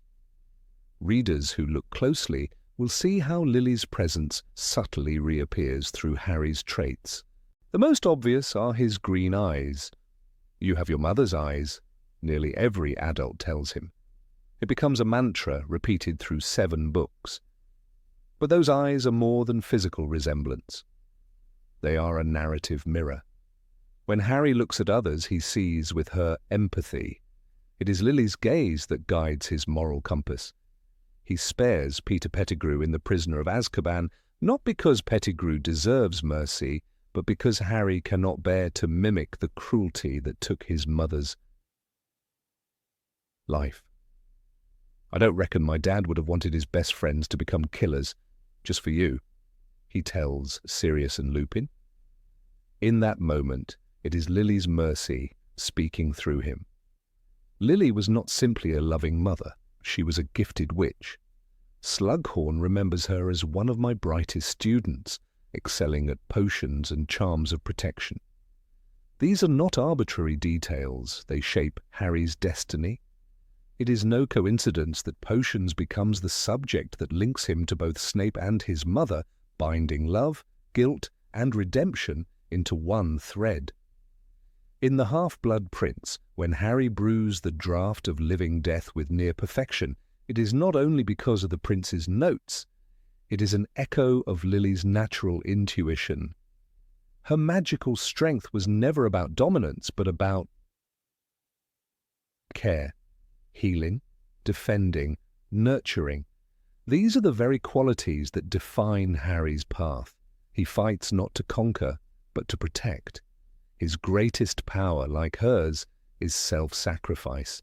Even Harry's Patronus, a stag, carries Lily's influence. While it mirrors his father's animagus form, its deeper meaning comes from Lily's Patronus, a doe. Together, they are a pair, symbolically intertwined even beyond death. When Snape casts his own Patronus, the same doe appears, and Dumbledore whispers in awe, "After all this time," to which Snape replies, "Always." The doe is not merely a sign of romantic love, it is the memory of Lily's compassion that guides Snape's every act of repentance. Through him, Lily's goodness continues to protect Harry in ways unseen, the very man who once called her. Mudblood becomes her most faithful guardian. In this paradox lies the profound strength of Lily's presence, transforming hatred into love, vengeance into redemption. In the Chamber of Secrets, when Harry hears the disembodied voice in the walls, he acts instinctively, running toward danger. This instinct, the refusal to stand by when others suffer, is another reflection of Lily. James Potter was brave, but his bravery was loud, impulsive, almost theatrical. Lily's courage was quieter, rooted in empathy. She faced Voldemort unarmed, refusing to step aside. Her last act was not defiance but protection. Harry's choices mirror this selfless bravery throughout the series. He dives into the chamber not to prove himself, but to save Ginny Weasley, a girl he barely knows. That decision is not born from James's recklessness. It comes from Lily's compassion running in his veins. The shadow of Lily deepens as the series progresses. In the Goblet of Fire, when Harry faces Voldemort in the graveyard and the Priori Incantatem phenomenon occurs, the shades of those Voldemort killed emerge from his wand. Among them, Lily appears. She does not scream this time. She speaks softly, reassuringly. When the connection is broken, we will linger for only moments. You must get to the portkey, it will return you to Hogwarts. Even in spectral form, she guides him with calm strength. That quiet tone is vital. It is not the fiery love of a mother in panic, but the steady voice of one who has already conquered fear. This moment underlines the central truth of Rowling's magic. Love transcends death. Not through grand gestures, but through presence. In the Order of the Phoenix, when Harry is consumed by anger and isolation, Dumbledore avoids him, and Sirius becomes his only source of comfort. Yet it is during his darkest rage that Lily's qualities resurface. At the Department of Mysteries, when Bellatrix Lestrange taunts him after killing Sirius, Harry tries to curse her with the Cruciatus. The spell fails. She laughs and says, "Never used an unforgivable curse before, have you, boy?" He cannot inflict real pain because Lily's compassion prevents it. Even when he has every reason to hate, something in him resists. That resistance is her invisible hand on his shoulder. In The Half-Blood Prince, when Dumbledore shows Harry the memory of a teenage Snape calling Lily Mudblood, it is one of the few times readers truly see her character through others' eyes. She is kind but firm, loyal but principled. "Fine," she says, "I won't bother defending you then." This simple line reveals her strength, not weakness, not pity, but dignity. Harry inherits that same moral backbone. When he later refuses to use unforgivable curses or dark spells, it is not only Dumbledore's teaching guiding him, it is Lily's legacy of moral clarity. She stands unseen behind every good decision he makes. The ultimate reflection of Lily's presence appears in the Deathly Hallows when Harry walks into the Forbidden Forest to face Voldemort. The Resurrection Stone conjures the spirits of James, Sirius, Remus, and Lily. Rowling describes her as smiling at him, her hand reaching out, though he could not feel it. Her words, "You've been so brave," are the same sentiment she would have spoken the night she died. This scene is more than comfort. It is repetition. Harry does exactly what she did years before. He steps between death and the lives of others.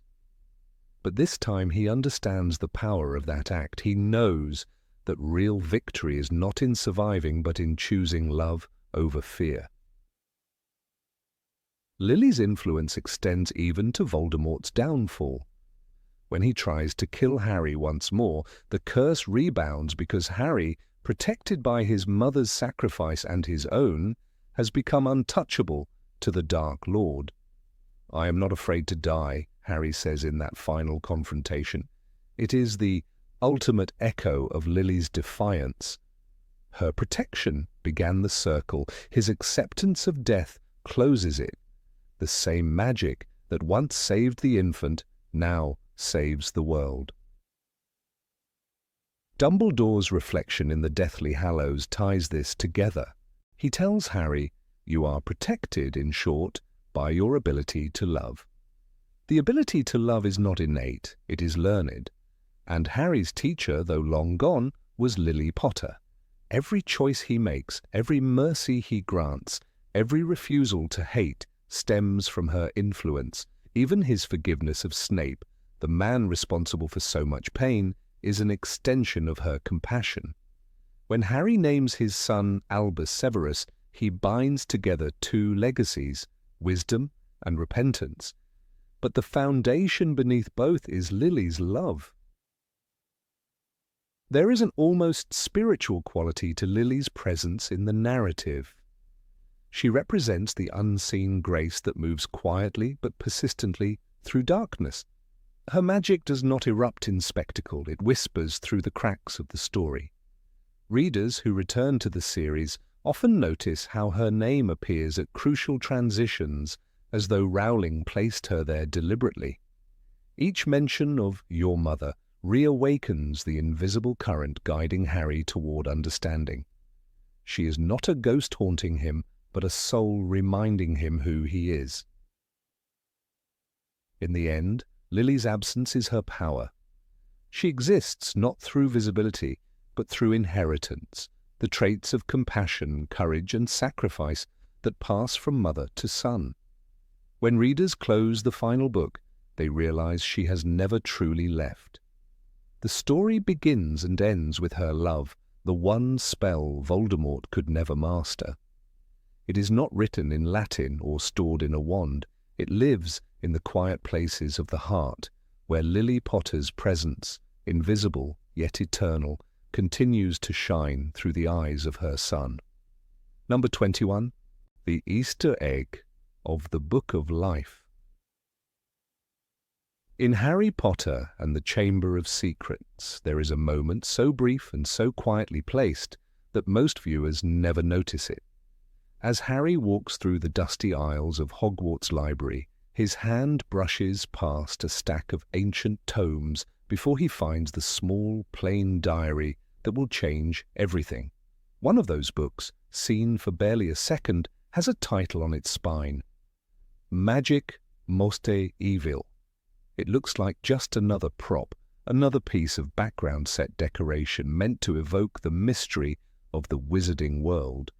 But for readers of the books, for those who paid attention to the deeper lore J.K. Rowling built across her saga, this moment carries an astonishing secret. The title of that book is not random. It is a real text from the Harry Potter canon, and it foreshadows one of the darkest revelations in the entire series. In Harry Potter and the Half-Blood Prince, Hermione Granger tells Harry that she learned about Horcruxes from a banned book she had once come across in the library, a book called Magic Most Evil. In it, she read the horrifying definition of splitting one's soul and binding a fragment of it to an object. It is one of the most chilling pieces of lore in the series, and Hermione's discovery is what allows the trio to understand the nature of Voldemort's immortality. The passage she recalls is clear and unsettling. To confide a part of the soul to an object is to achieve immortality, but such a practice requires the supreme act of evil, murder. The book describes Horcruxes as the ultimate corruption of magic, something so vile that even in the dark corners of the wizarding world few dare to speak of it. Now think about that second in the Chamber of Secrets. A blink and you'll miss it shot of that same title sitting quietly on a shelf. It appeared in the film 4 entire installments before the concept of Horcruxes would ever be mentioned. This means that the filmmakers had deliberately placed the very book that would later explain Voldemort's secret into the background of a scene centered around his diary, the first Horcrux.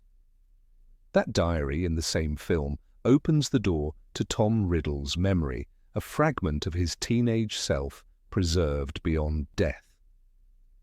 When Harry writes in it, he communicates with an echo of Voldemort's soul, though neither he nor the viewer could have known it at the time. This is not a coincidence. The inclusion of Magic Most Evil is a masterstroke of visual storytelling, a quiet foreshadowing of the mystery to come. For those who knew the books, that single image becomes a breadcrumb left in plain sight. The connection between the diary and the Horcrux lore is subtle yet deliberate. The props team, supervised by production designer Stuart Craig, worked closely with the script team to craft a library that wasn't just filled with random spell books, but with genuine titles drawn from Rowling's world. The decision to include that particular volume, the very one Hermione would later cite, suggests that the creative team had access to Rowling's notes long before the final books were even published. There's something mesmerizing about the idea that this piece of the puzzle was sitting there all along, right under the audience's nose. Imagine watching that scene for the first time in 2002, years before Half-Blood Prince was released. No one could have known that the diary wasn't merely enchanted, but was, in fact, a piece of Voldemort's fractured soul. Only in hindsight, after the revelation of Horcruxes, does that detail explode with meaning.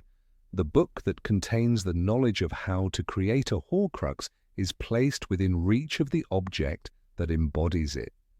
The prophecy and the crime are sitting side by side, and yet no one noticed.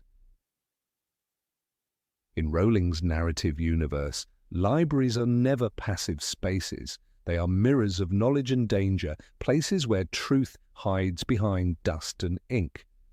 Hogwarts library guarded by Madame Pince and filled with hundreds of thousands of books, thousands of shelves, hundreds of narrow rows, as Rowling describes it, is almost alive. The restricted section is particularly dangerous, home to books that whisper on their shelves and are bound in human skin.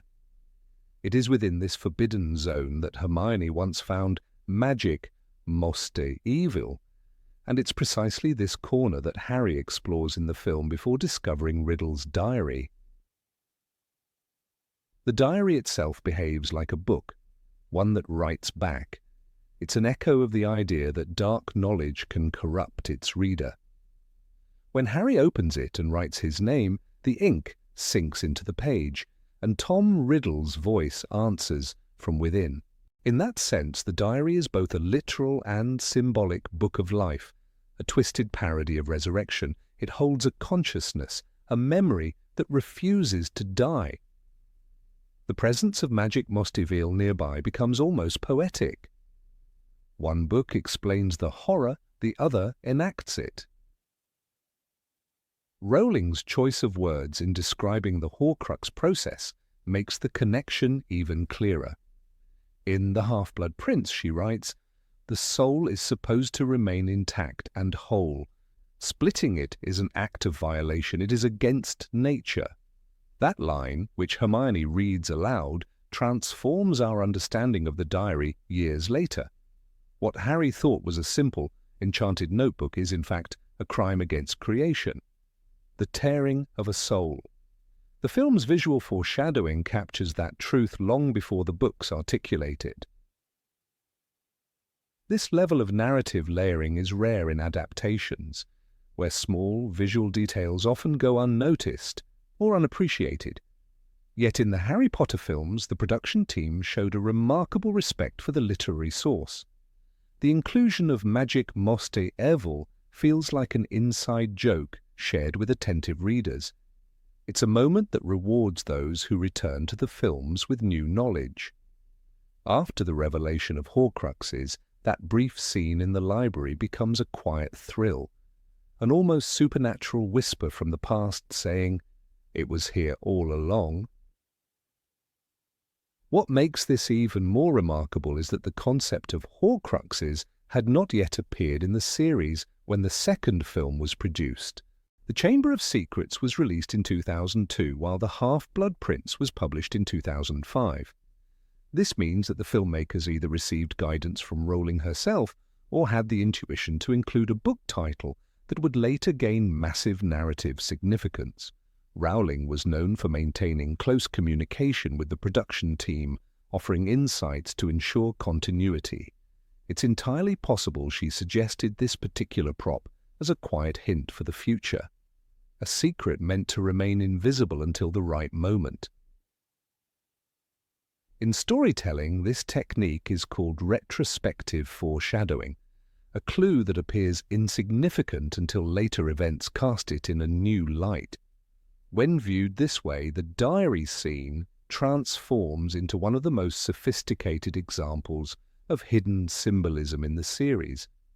The fact that magic Mostiville and the Horcrux are placed together isn't just clever set design, it's a visual metaphor. Evil knowledge and evil creation coexist in the same frame. The Forbidden Book and the Cursed Diary are like twin mirrors reflecting the same sin. It's also fascinating to see how this motif echoes the larger themes of the series. The relationship between knowledge and corruption, between curiosity and danger. Hermione's pursuit of truth often leads her close to darkness, yet her moral compass keeps her safe.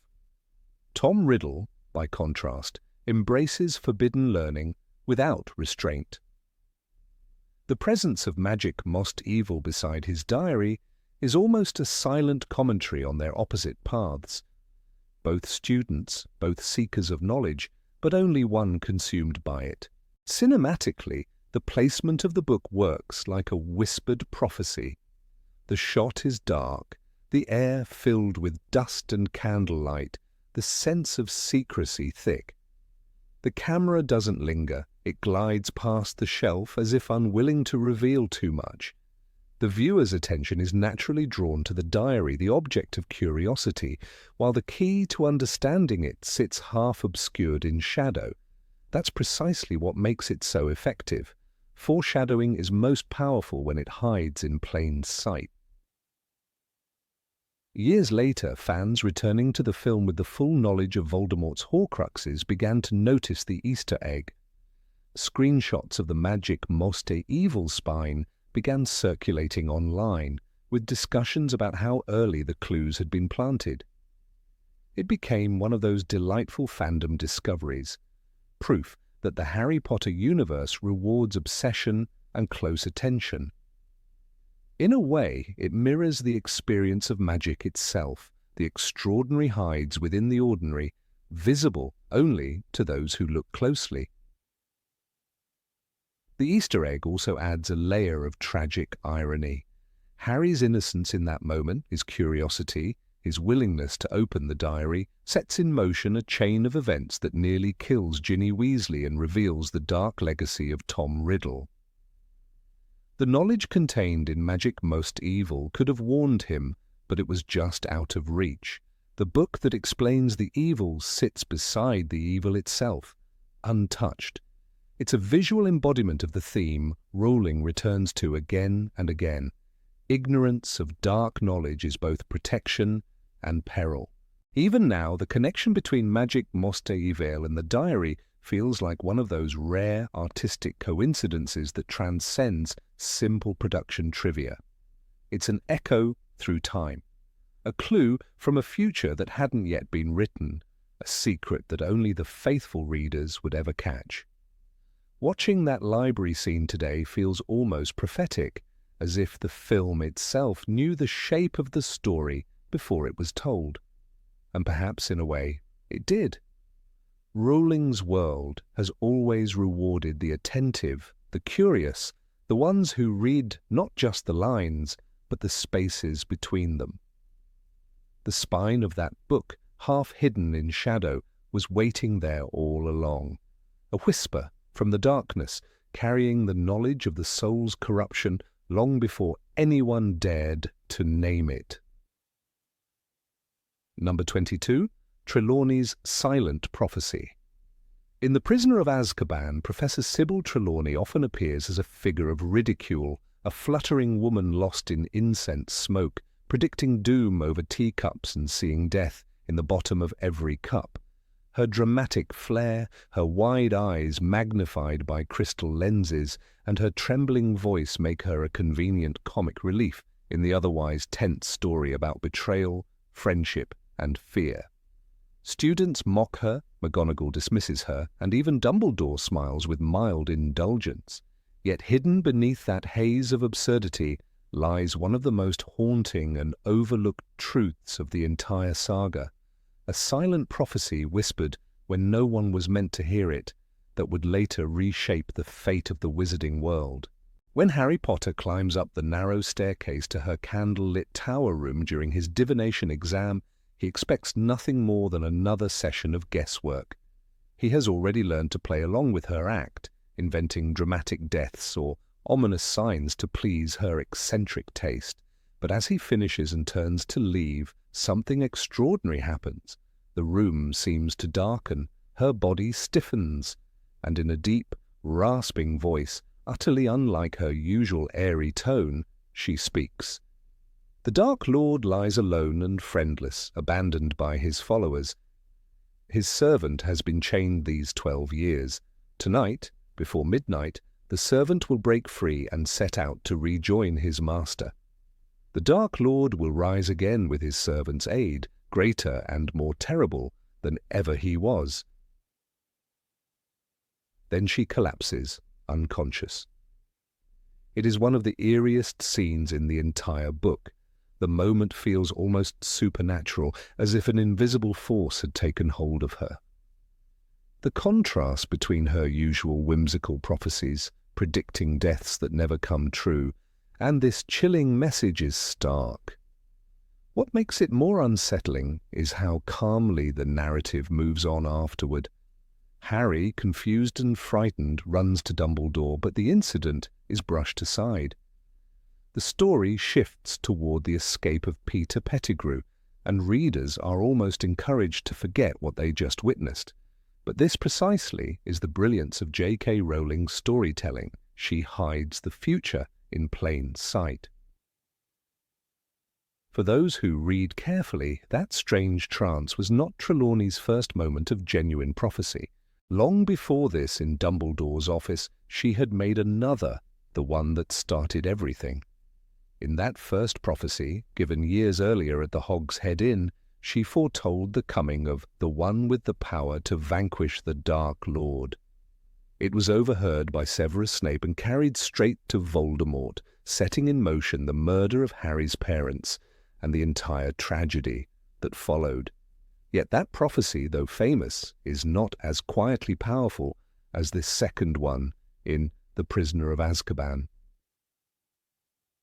Because this second prophecy doesn't just predict an event, it resurrects a terror.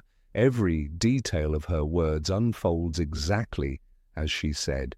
That same night, the chained servant Peter Pettigrew escapes. He flees from Hogwarts and returns to Voldemort. A year later, the Dark Lord, aided by Pettigrew, does indeed return, greater and more terrible than ever he was. The accuracy is chilling, and yet Trelawney herself has no memory of saying any of it. She wakes as if from a dream, confused and weak, insisting that she never spoke such words. The irony is almost divine. A woman whom everyone dismisses as a fraud becomes, in her rarest moments, the purest vessel of truth. Dumbledore in later books recognizes this strange duality.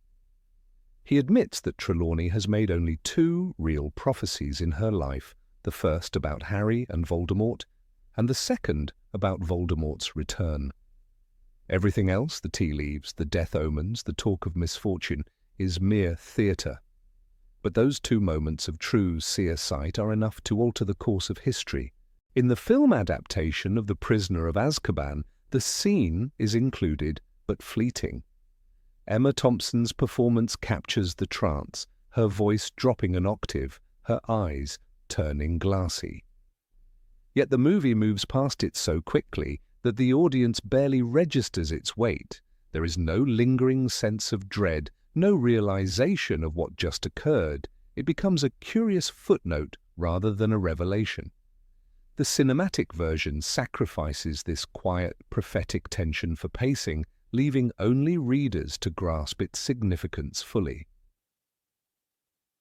This is why fans who know the books often speak of Trelawney with unexpected reverence. Beneath the layers of comic exaggeration lies a reminder that wisdom can come from the most unlikely mouths. Her prophecy shows that in Rowling's world, truth is rarely delivered by the powerful or the respected. It slips instead through the cracks, through trembling voices, through those ignored by the confident, through those mocked for their strangeness. Trelawney becomes a living parable of the biblical idea that the stone, which the builders rejected, has become the cornerstone. One of the most haunting aspects of this prophecy is the way it connects to fate itself. Rowling never portrays prophecy as absolute. It reveals possibilities, not certainties, and yet those possibilities always find a way to manifest. In this case, Trelawney's words seem to awaken the chain of events. The servant breaking free, the master returning, it all feels predestined, yet also dependent on choice. Pettigrew could have stayed hidden. He could have refused to serve Voldemort again, but the pull of fate, and perhaps guilt, fear, or devotion, drives him to fulfill the words of the prophecy. Harry's reaction to the event is equally important. He doesn't realize until years later what he heard. For a boy constantly searching for meaning, for control over the chaos around him, this was a moment where destiny whispered directly in his ear, and he ignored it. It's a subtle comment on how even those destined for greatness often fail to recognize the signs shaping their paths. Rowling's decision to make Harry the accidental witness of this prophecy is deliberate. He stands between worlds, between knowledge and ignorance, between faith and reason, between destiny and free will. Trelawney's silence afterward deepens the mystery. She never again mentions the trance.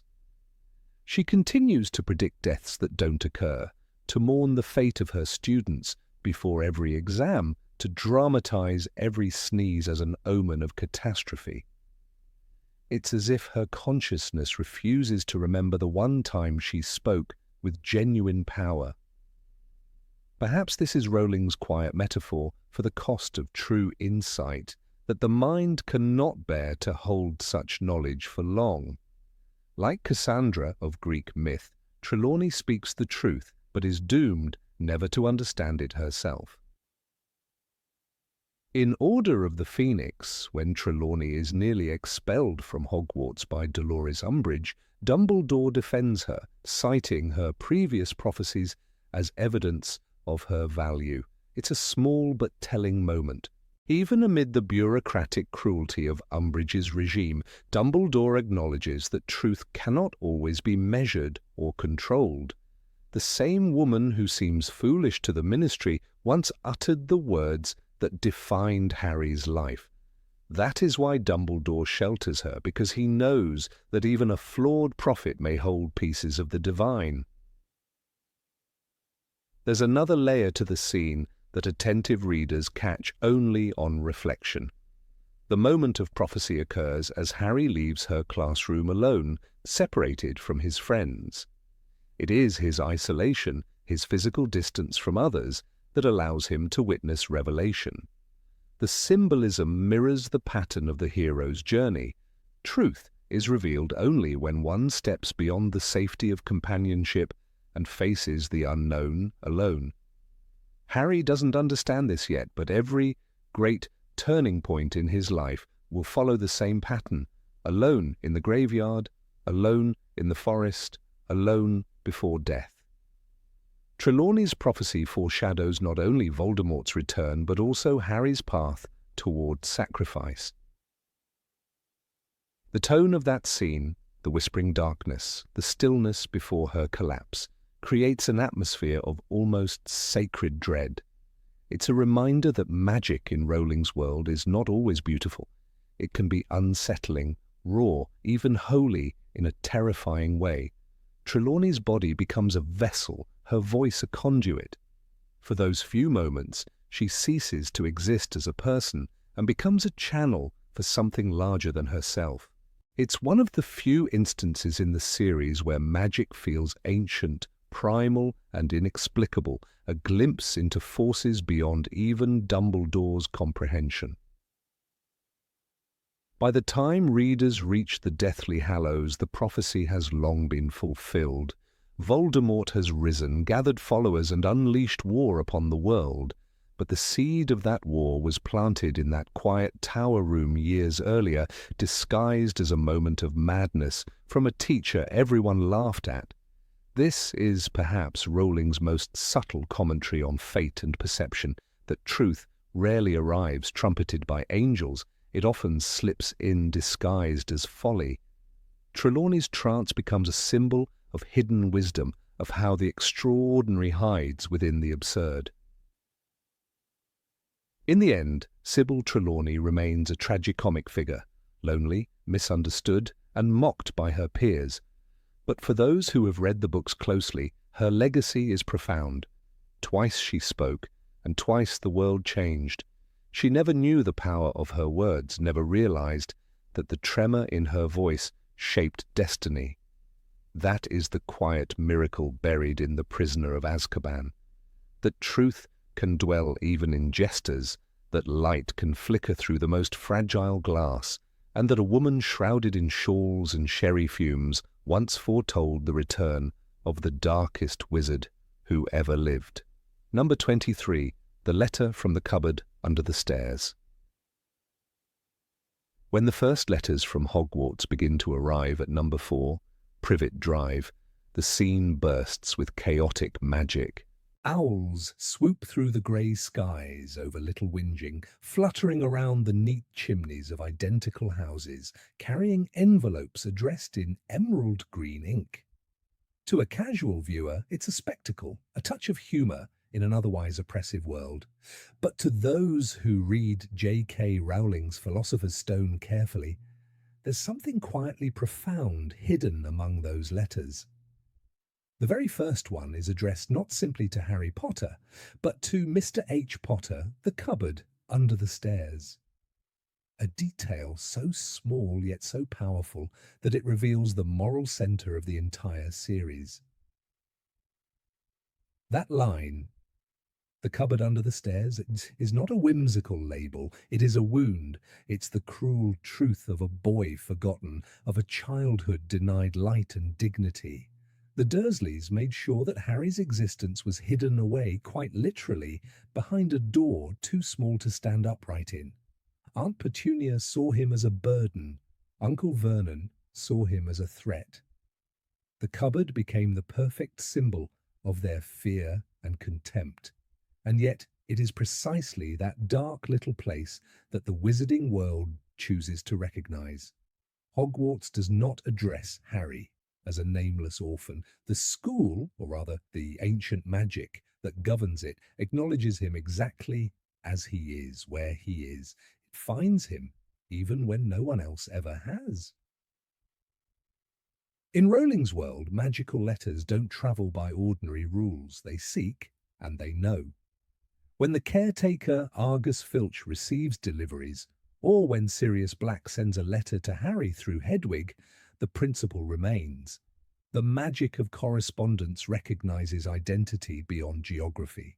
A wizard's letter doesn't simply follow an address, it follows a soul. That is why the very first Hogwarts letter landing on Privet Drive does not call Harry the boy who lived, nor Mr. Potter of Little Whinging. It calls him Mr. H. Potter, the cupboard under the stairs. The institution that will soon welcome him does not flinch from his reality. It sees him clearly. This small act of recognition becomes the first kindness Harry ever receives. It's not from a person, not yet from Hagrid or Dumbledore or even Ron, but from a system, a tradition, a magic that still remembers compassion. When Rowling describes the moment, she writes, "The envelope was thick and heavy, made of yellowish parchment, and the address was written in emerald green ink." That sentence reads like a whisper of fate, a quiet declaration that his suffering has not gone unseen. The choice of green ink, the colour of renewal and rebirth, carries its own symbolism. The letter is not merely an invitation, it's a rescue. The contrast between the precision of the address and the Dursleys' indifference is what makes the scene so emotionally piercing. For 10 years, Harry has been treated as an unwanted guest in his own home. His existence is tolerated but never acknowledged with care. Aunt Petunia's voice shrieks through the narrow space, calling him boy, never by his name. Yet when the letter arrives, it speaks his name and his place with intimate accuracy. It is as though Hogwarts says, "We see you, we know where you are, and we know what they did to you." When the Dursleys move him to Dudley's second bedroom after the first flood of letters, the next envelope changes accordingly. Now it reads, "Mr. H. Potter, the smallest bedroom." This isn't a simple correction of address.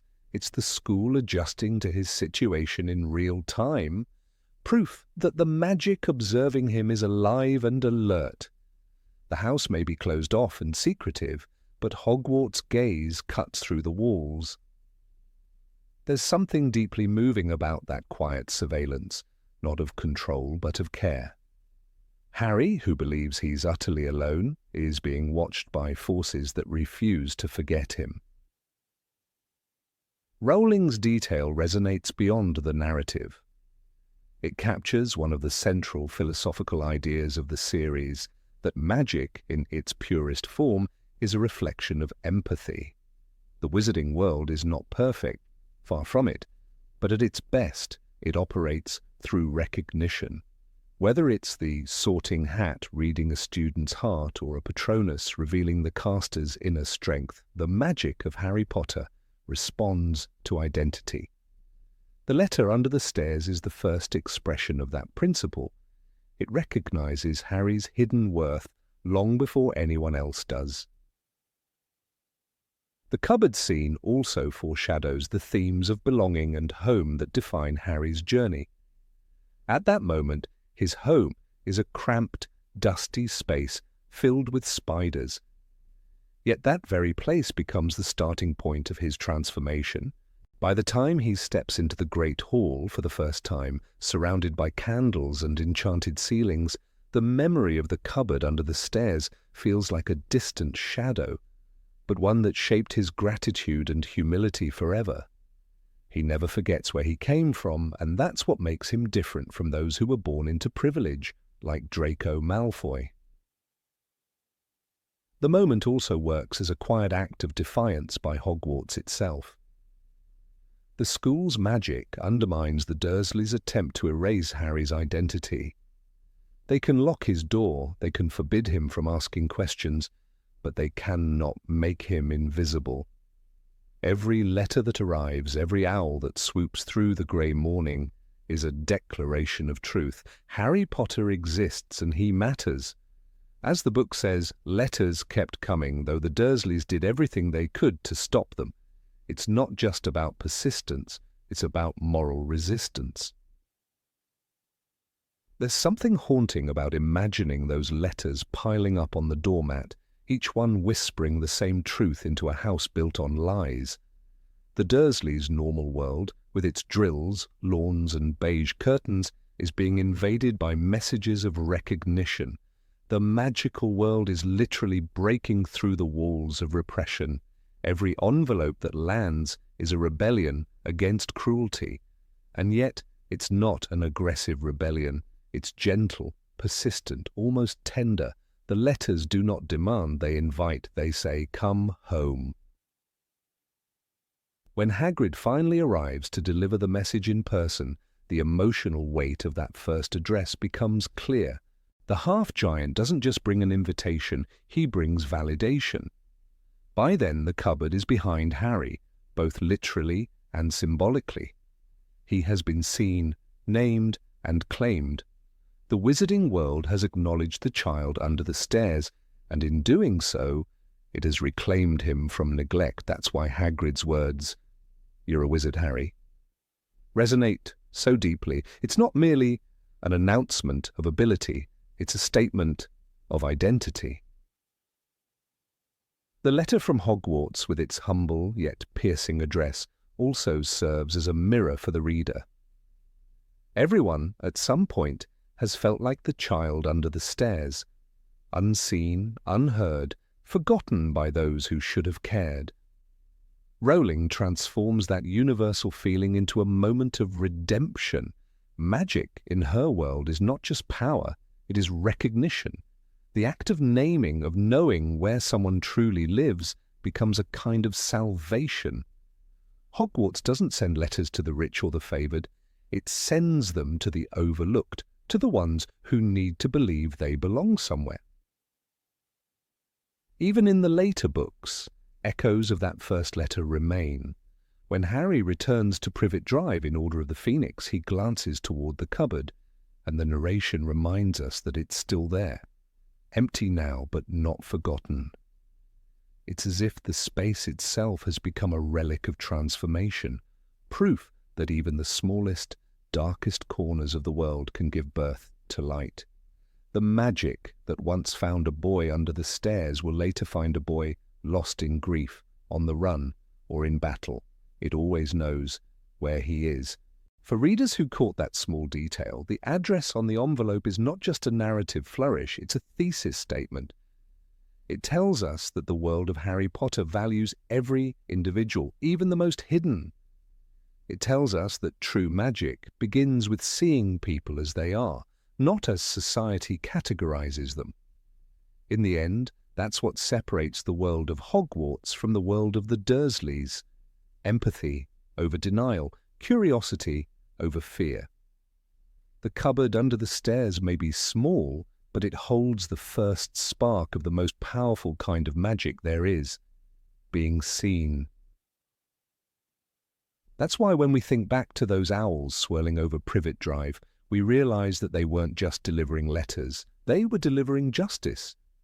The first letter was not only an invitation to a school of witchcraft and wizardry, it was an act of recognition, a message from the universe to a forgotten child that said, in its own quiet way, you are meant for more. And that is the kind of magic that no spell can ever outshine. Number 24, Hermione's invisible help. When Hermione Granger was found petrified in Harry Potter and the Chamber of Secrets, most film viewers saw a shocking image and the brightest witch of her age, frozen in terror, her curls stiff, her eyes wide, her body locked in a state between life and death. But readers of J.K. Rowling's books know there is far more hidden beneath that tragic moment. In the movie, Hermione is simply another victim of the basilisk. In the book, however, she is something else entirely, the silent hero who gave Harry and Ron the crucial clue they needed to uncover the truth. The small object in her hand, a mirror, transforms her from a passive victim into an unseen savior. Before Hermione's petrification, Hogwarts was drowning in fear. Mrs. Norris the cat, Colin Creevey, and Justin Finch-Fletchley had already fallen prey to the mysterious monster. The school echoed with whispers of the heir of Slytherin, and even Dumbledore's calm presence could not erase the terror creeping through the stone corridors. Yet while others panicked, Hermione was piecing the puzzle together. She was not content to sit in the library out of fear. She went there searching for knowledge, for truth, for the reason behind the attacks. Her intellect and intuition had already guided her friends countless times, and this time it would do so again, even after she could no longer speak. In the film, the discovery of Hermione's petrified body is silent and brief. Harry and Ron rush into the hospital wing, and Madame Pomfrey hurries them away. We see Hermione frozen, her eyes glassy, her expression terrified. But in the book, Rowling lingers on a small yet monumental detail. When the boys find her, she's clutching something in her hand, a small circular mirror. This mirror is not explained in the movie, yet in the book it is everything. It is the last action of a girl who thought ahead of everyone else. Hermione had realized what none of the adults had, that the creature in the chamber was the basilisk, a serpent so deadly that one direct look could kill. In the Chamber of Secrets, Rowling writes, it was Hermione who had the answer all along. Even petrified, she had managed to help. That single sentence captures her essence. Hermione, even when immobilized, even when stripped of her voice and movement, was still the clever strategist who refused to give up. She had been reading through old tomes in the library and had discovered a description of the basilisk in Moster Potente Potions and the Encyclopedia of Magical Beasts. When she made the connection between the victims and the locations of the attacks, she understood that the monster must be using the plumbing to move, and that anyone who had seen it indirectly survived. Mrs. Norris saw it in water, Colin saw it through his camera lens, Justin saw it through nearly headless Nick. Hermione realized she could protect herself by looking at reflections only. The mirror she carried was not for vanity. It was a weapon, or rather a shield, forged from reason and caution. She had torn a page from an old book about basilisks and written pipes in the margin, a clue she intended to share with Harry and Ron. But fate struck first. On her way to find them, she encountered the monster in the corridor. The mirror reflected the creature's deadly gaze, saving her life but freezing her into stone. When Harry later finds that torn page in her hand, it becomes the turning point of the story, the revelation that finally leads him and Ron to the chamber. The page she held contained a description that chilled the blood. Of all known magical creatures, the basilisk, or king of serpents, is perhaps the most deadly. Its gaze kills instantly. Spiders flee before it. That last line even explains why Ron's pet spider, Scabbers, always seemed uneasy, and why the spiders around the castle were running away in droves. Every small mystery suddenly made sense. But what gives this moment its power is not only the cleverness of the clue, it is the knowledge that Hermione had solved it all before anyone else.